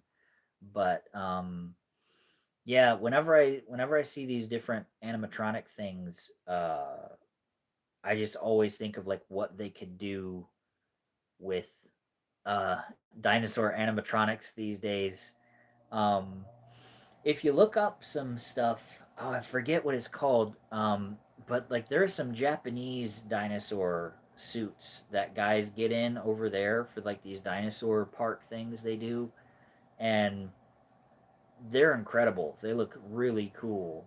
They have like these whole stage show things. Um, But yeah, yeah, 007 Kevin. I watched all the behind the scenes on Jurassic Park too. Like when it would get wet and its face would start going like, whoa, it would be like all wobbly and weird because all the foam latex would absorb all the water and it would mess up the weight distribution on the servos. And then its head would just be like shaking and they'd have to turn it all off and towel it down and try to get it dry so he could move again. Um, yeah, like imagine something like that at a theme park though, where it's like you could see something like that actually stomping around. That would be such an intimidating thing to see in person, I think. But it would be so cool. Um, 4-year-old me wouldn't have been able to handle it. I would have been excited about it all day until I saw him, and then I would have ran away. But um, I could handle it now, and it would be pretty fun to watch. Um, but yeah, so unfortunately, we won't have any practical design dinosaurs in this film. Um, but I'm making some really good use out of the CG um, dinosaurs that I've got, and I modified the T Rex's facial geometry a little bit to look more angular and aggressive, like the uh, original Jurassic Park. Because the model I got of the T Rex actually came from the Jurassic World game, so it was kind of like the new Jurassic World version of T Rex, and they kind of smoothed they kind of smoothed out some of its features and made it skinnier. And I didn't like that. I was like, I want it to be the big chunky T Rex that was cool and had the big uh, angry eyebrows and the big spiky cheeks coming out and the big thick face. Um, and so I modified the blender model that I've got so it's not quite the stock Jurassic World T Rex anymore. It's a bit more impressive. It looks a bit more like the old school one. The Triceratops I found, um, that one looks perfect. It's great. It's gonna be a lot of fun animating that guy. I'm doing a lot of research right now of rhinos and four-legged locomotion because um, I've usually animated um, bipedal characters, humans or dinosaurs, that kind of thing. The theropod dinosaurs. I haven't really animated four-legged walk cycles that often. Um, so I'm kind of I'm researching how rhinos move a bit to try to get a bit of that attitude, uh, the the way they kind of toss their heads around and um, just the weight distribution when they kind of like lope and gallop towards things. And because what I want to do for part of this film is I want to have some moments when my character's observing the dinosaurs where they feel kind of like animals, um, where rather than being a big tension filled sequence of like, oh no, he's trying to eat me, it's more of like you feel like you're observing an animal in the wild and what that would feel like. Almost more nature documentary style animation. I have it planned where it's going to be like that at times, and then there are other scenes where it's straight up tension and fear and cinematic dino monster kind of attitude. Um, but yeah, yeah, Death Rex was saying that, and Ronan were saying that the the Jurassic World T Rex was too skinny and they changed the design too much. They made the eyes bigger too. They tried to turn T Rex into a puppy dog. They have these really big eyes, and um, they I don't know. It doesn't look very animal. It looks too. Uh, it, it, I think they were trying to make you connect with it or something, so the eyes look too human to me. There's too much going on in the eyes. It doesn't have that kind of blank animal stare that particularly like reptiles and birds have. They don't carry emotion through their eyes the way that um, people and certain mammals do. Um, but yeah, it was fun kind of modifying them because I brought in an image of the animatronic T Rex, so I could kind of reshape the brow horns and the face, so I could make sure I was making it thick enough.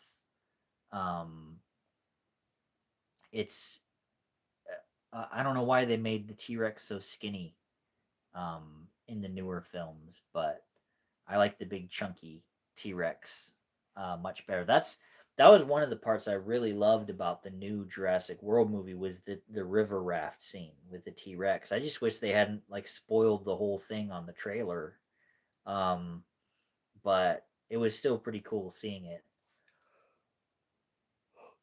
Oh, on the screen. Sorry, I haven't been getting much sleep lately. I've been working on a lot of things, so but we're running on an hour and 46 minutes here. I'm gonna put it to you guys again.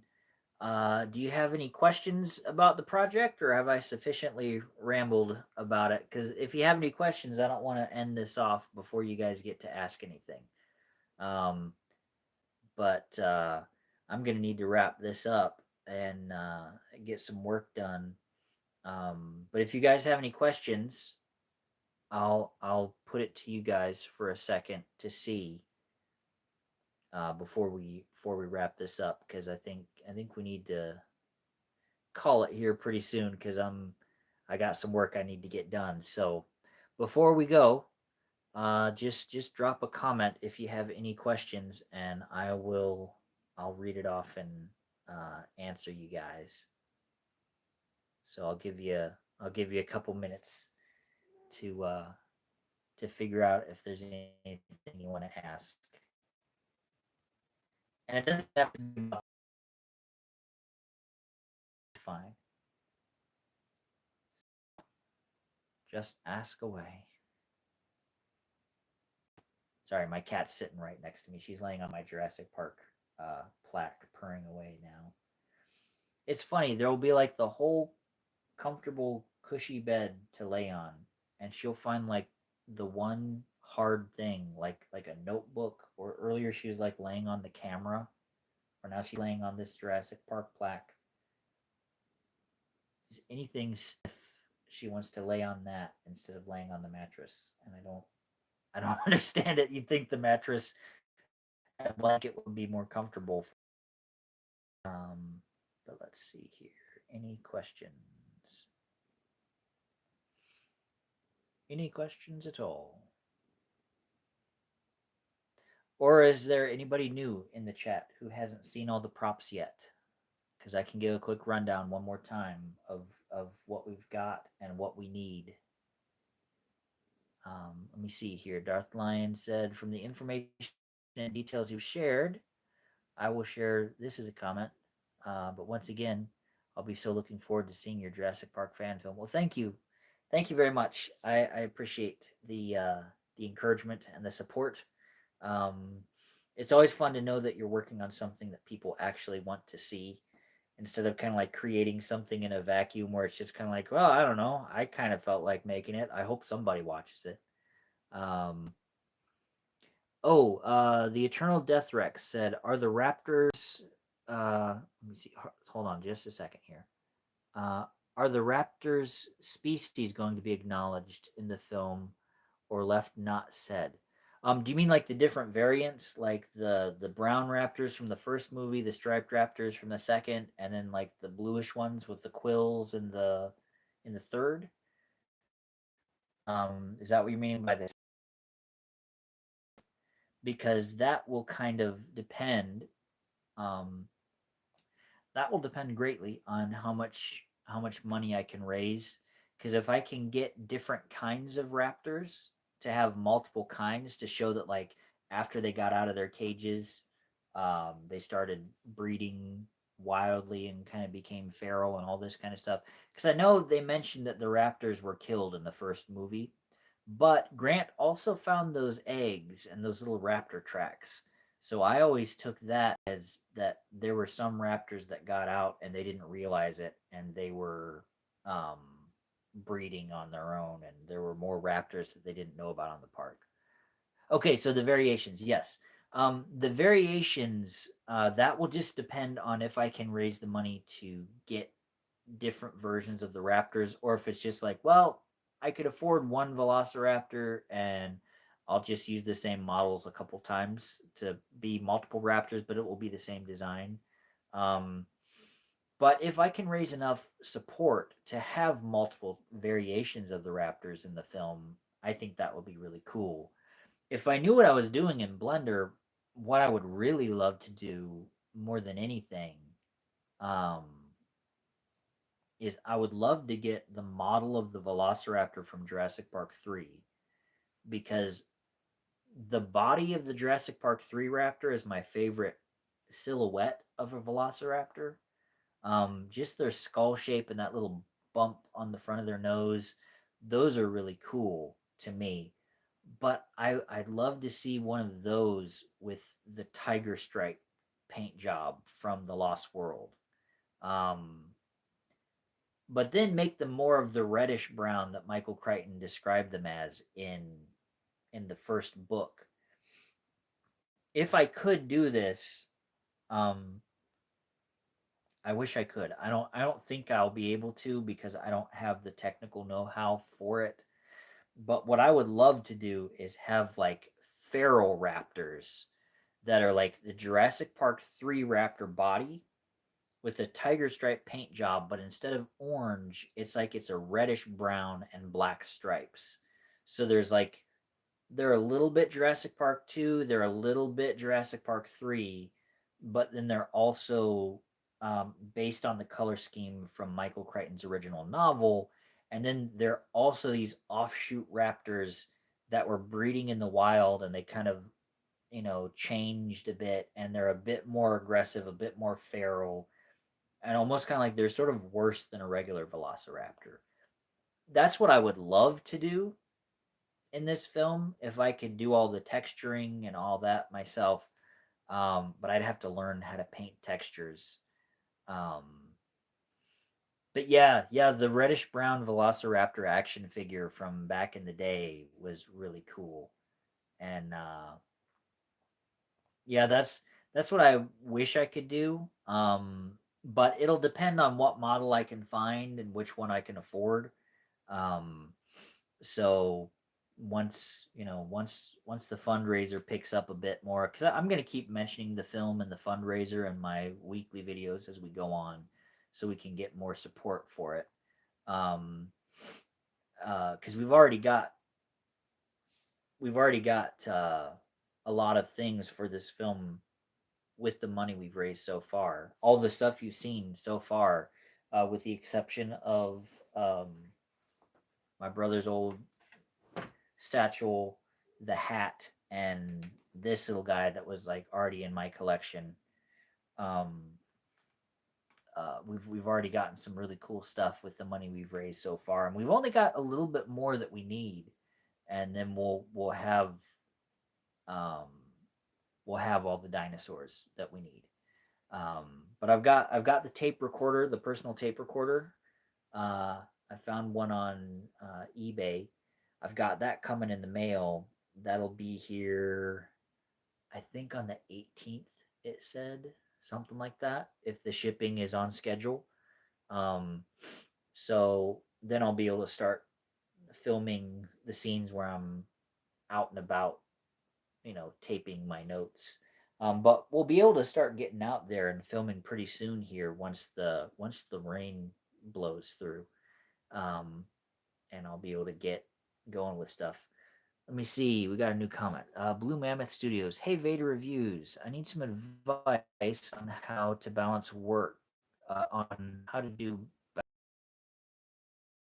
Okay, that's a tricky question because what I've had to do in the past with balancing projects and everything is I had to ask myself a question of like which project is the one.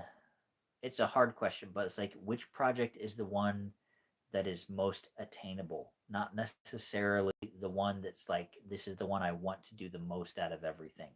Because usually the project that you want to do the most um, is going to be the most time consuming, the most expensive, the most difficult, because that's your big project. So this is speaking from my own experience. When I was younger, I would dive into the project I wanted to do the most first, but then I'd hit a stone wall on it while I was trying to balance everything in life with the project. And then I'd get discouraged because I couldn't finish it because I'd hit a big roadblock. And then it would derail the whole project and I wouldn't be able to finish it. And it would feel like a big failure and a big disappointment. But I found out later that if it's like, you know what? I'm going to keep that big idea because I can't do that on the level I want to do it right now. So I'm going to find a smaller idea right now that's still cool, but it's one I can chip away at in my free time. It's smaller, it's a little bit easier to handle right now with the resources that I have. Because if you can finish a project, that's a million times better than having a humongous, amazing project that stays in the design slash dreaming stage because you could never make headway on it. So like if like what kind of project are you working on? Is it like a film project or like a writing project? Um, because there are different ways you can kind of get things done depending on you got to take different approaches for different types of things. Like if you're a musician, it's relatively easy to carve out a certain amount of time each evening to practice your instrument, to do a little bit of songwriting. Um, Even if you're at work, depending on the type of job you have, if you have a good idea for a tune or a guitar riff or something, you can take out your phone and you can sing it, you can hum it out so you won't forget it. Um, you can even do that with dialogue if you're writing. Depending on the kind of job, if you're allowed to take your phone out and if you have a free moment on your lunch break or whatever you're doing, um, if you had this little flash of inspiration, talk it out real quick. Just say like, okay, I'm just this idea popped in my head. I just had this idea where a guy is walking through the jungle. He hears something behind him. He turns around, and right when he turns around, you see the tail of something disappear into the bushes. The bushes will shake. I can achieve that by having my friend hide in the bushes and just shake them at the right time. When we rack focus to him, we cut to a shot of him close up, looking panicked. And then when he turns around, we'll go to a side shot, and there, like standing face to face with them, is a velociraptor because it turns out the one behind him made noise to distract him to turn around to look. And then right when he turns, it's like, oh crap, the one's right here that was really the one that was about to attack, and he gets eaten by the velociraptor. That doesn't happen in this movie.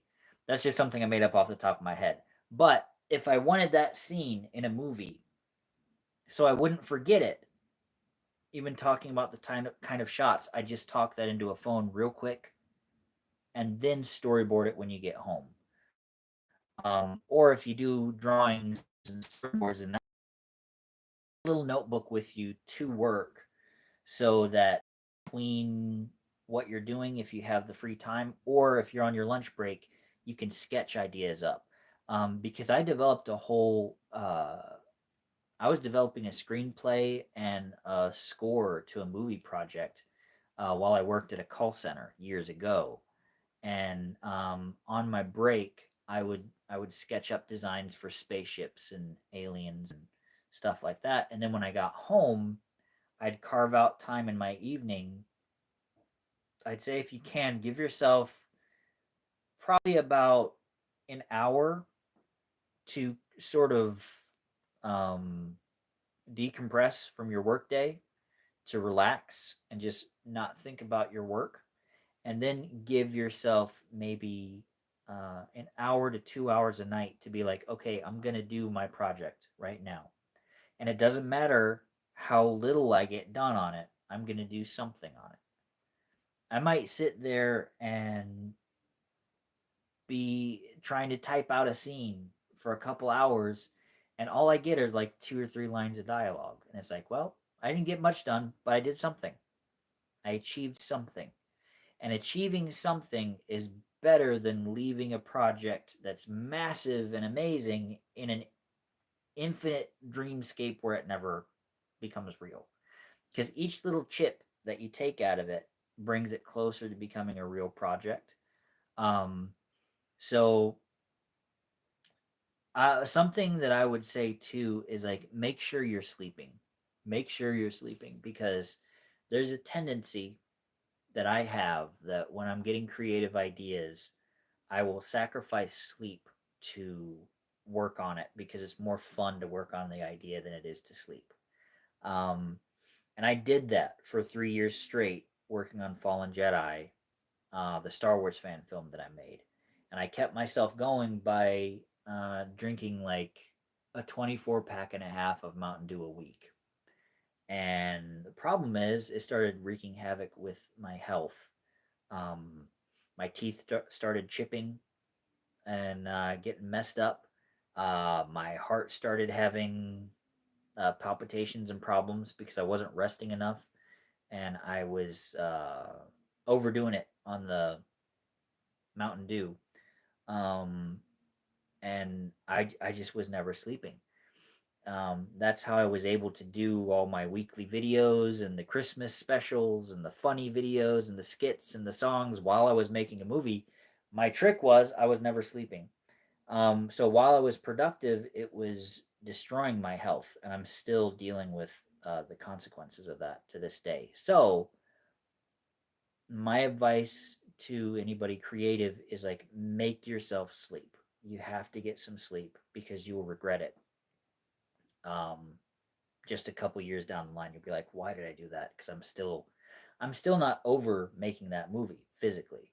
Um, the first one, the Fallen Jedi, because I wasn't responsible with my health and with my time. So, um, yeah, when it comes to balancing creative stuff with a work kind of thing, um, you really have to be judicious about your time. Even if it comes down to like writing out like a little planner for your day. But for those flashes of inspiration, so you don't lose anything, either keep a notebook with you so you can write or sketch a design down, or just use your phone and hum a tune into it if you're a musician, or talk some dialogue into it. Or even what I'll do sometimes is like I'll know the feeling of a scene that I want to write, but I don't know exactly how it needs to be said. So I'll describe the gist of the scene and what the emotions are and what it needs to achieve so I can then listen to it later and plan exactly how it's going to be said. And a good shorthand for your brain is think of movie moments that you want it to be like, and that'll help you remember it. Because if you're thinking like, I want it to have a very Raiders of the Lost Ark vibe uh, when Belloc is talking to Indiana Jones in the bar, when Indy's drunk and angry because he thinks Marion is dead. That's the tone this scene needs to have. The tension between those characters. So keep that in mind for later. And then you describe how you want your scene to take place, what needs to happen in it. Don't worry about getting every line of dialogue. If you have a couple, say those out just so you won't forget them.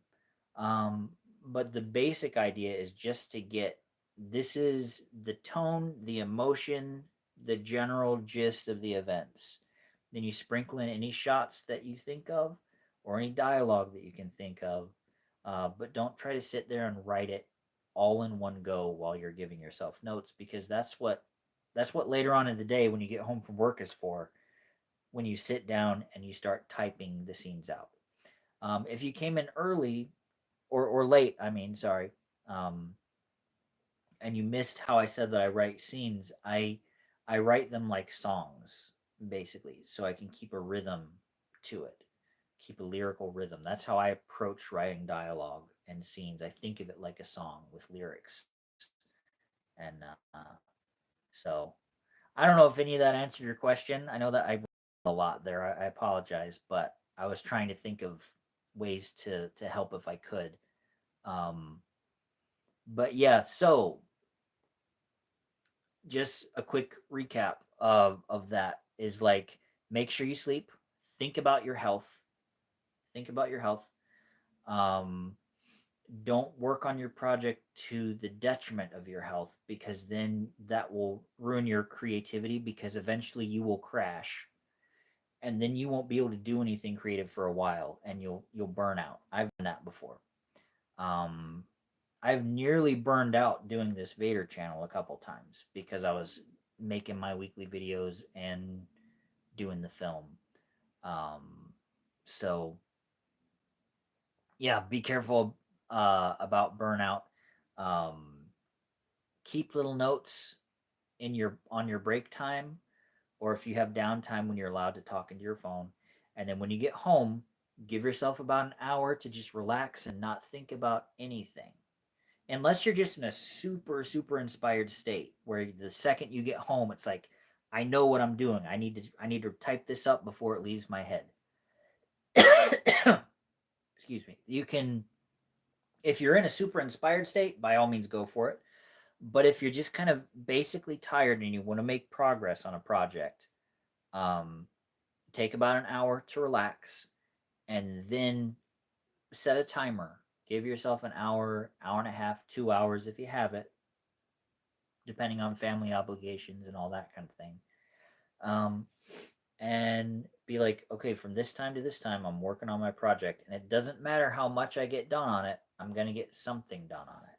And something I would suggest as well is, if you're in that super inspired state, it might be a good idea to talk that scene out and record it. Because sometimes I've noticed when I try to type a scene out, I have it in my head, it's clear. And the second I start trying to type it out, the act of trying to spell everything and get the punctuation and get the tags of like, this character says this character says that, you know, it's it makes some of the other stuff leave my head. Whereas if I just set it, then this happens, then that happens, this happens, that happens. You can be loose with it and just get it out there, and then you can type it up and make it pretty later. So if you're in a super inspired state where a scene is basically fully formed in your head, talk it out when you have it into a recording device, and then type it up later. So that way it doesn't kind of leave your brain like a dream you're waking up from before you can capture it.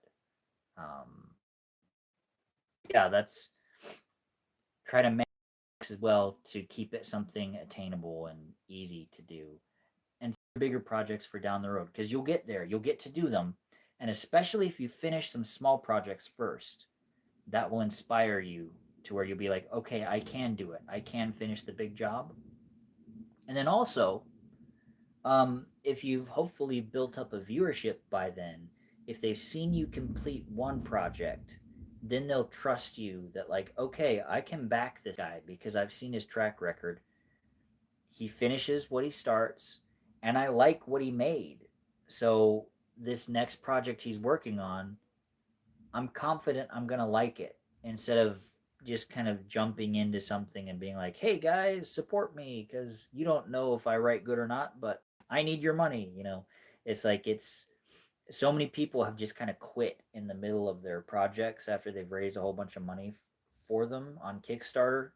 Um, You got to show a bit of a track record to people to let them trust that you're not going to waste their time or money if they get invested in what you're talking about doing. So keep stuff a little small at first.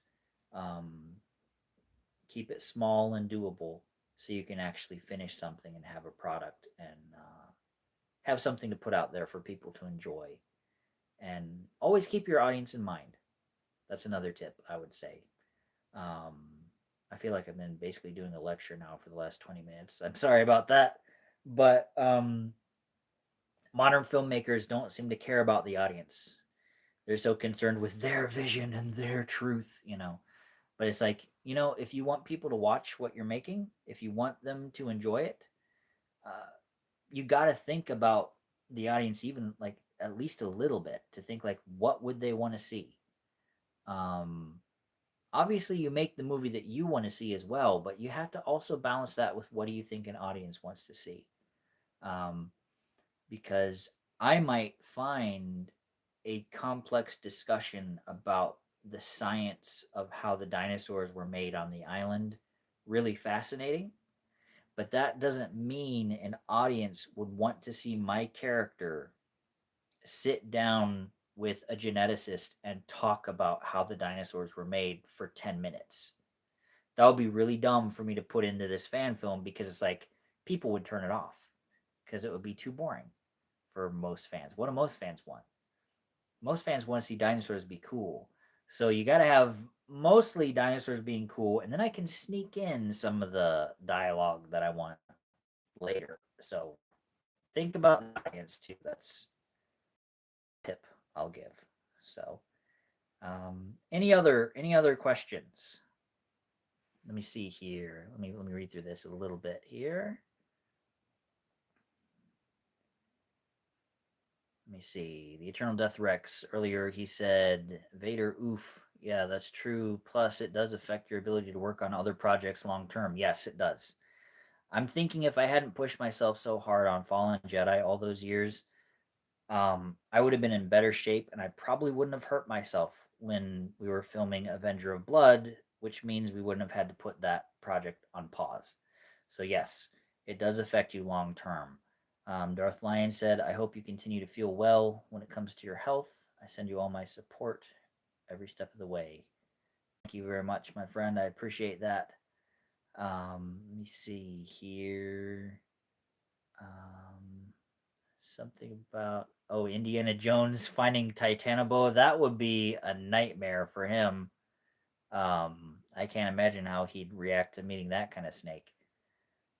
So Darth Lion said, most definitely, the brainstorming always helps me out when it comes to wanting to write a story. My biggest enemy when it comes to writing is the curse of writer's block. I know I said I wasn't going to keep lecturing, but in terms of writer's block, um, a way I get around that from time to time is if you have a tone you know you want your story to be, and you can think of music or TV shows or movies or even video games that have the tone that you're looking for. If you don't know exactly what to write yet, what I suggest is watch those movies over and over again, or watch the show that has the tone you're looking for, or listen to the music that has the tone you're looking for. Because once you start feeling that tone, it sounds corny and artsy fartsy, but it's true. When you've absorbed enough of that tone that you're like, this is what I want to write, this is what I want my stuff to feel like. When you absorb enough of that tone, before long, ideas start coming to your mind, without having to stress about how do I get past this blank page? How do I know what to make happen? Because you get it in you so much it can't help but come out of you. You know that's why it's important what you watch and what you listen to, because what you fill yourself with ends up coming out one way or another. It either comes out in your behavior and how you treat people, or it comes out in your work, in what you create. We're all inspired and shaped by what we let in to our eyes and ears. It's very important. So if you know a tone that you want and you can think of a movie that carries that tone and that attitude and the vibe that you want your story to have, watch that a whole bunch.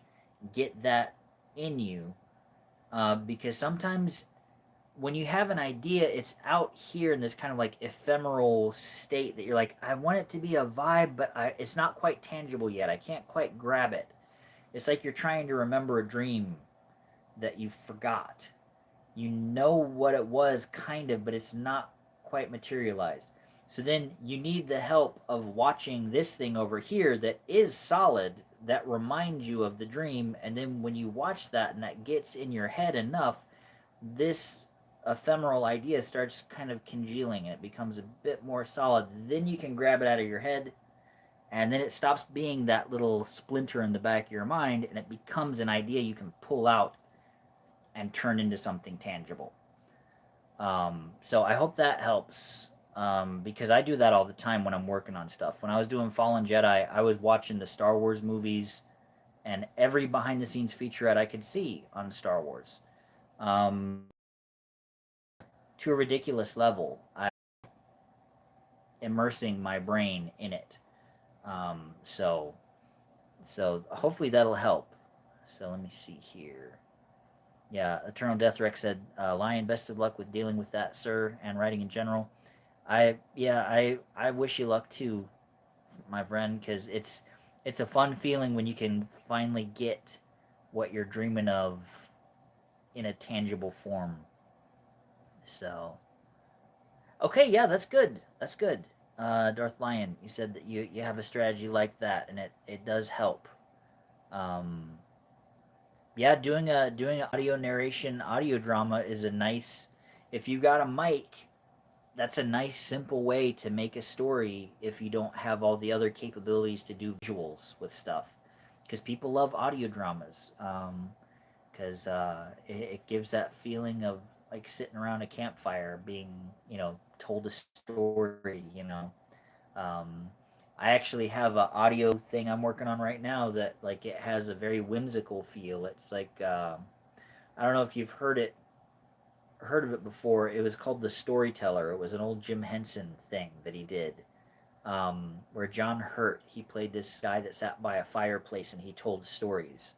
And everything he said had a very funny way of talking and very funny way of wording things. It was a very sing-songy kind of fairy tale kind of vibe, sort of like a bedtime story.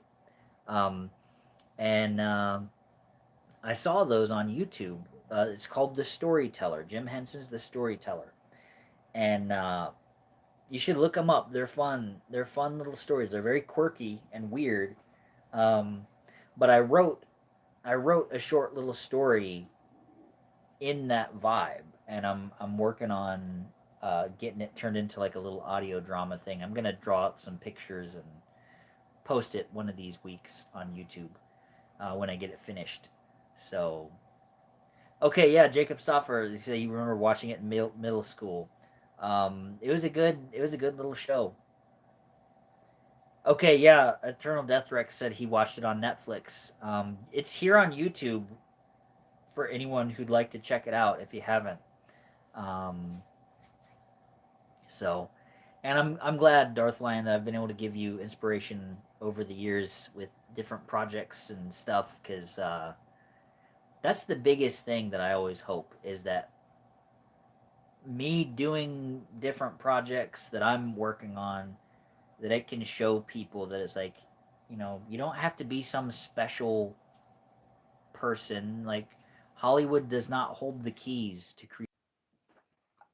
Let me see. Am I still on here? Sorry, I think my battery almost died on me. Let me plug it in. Are we all still here? It said I was reconnecting, so sorry about that if I disappeared. I have been going for almost like 2.5 hours, so I probably better wrap it up here. So, but I was going to say, Hollywood does not hold the keys of creativity. The big comic companies don't hold the keys of creativity. The music industry doesn't hold the keys of creativity. If you're creative, um, follow your dreams and keep trying. Just make your own stuff. So I probably better get going because I saw one comment where it said it was breaking up pretty bad. So I don't even know if you guys can hear this last little bit. But thank you for everyone who tuned in.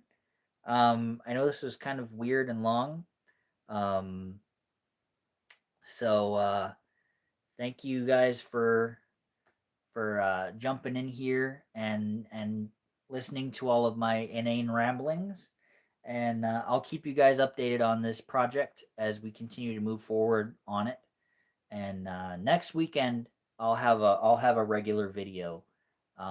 This last week was just so crazy. I ran out of time to get something made.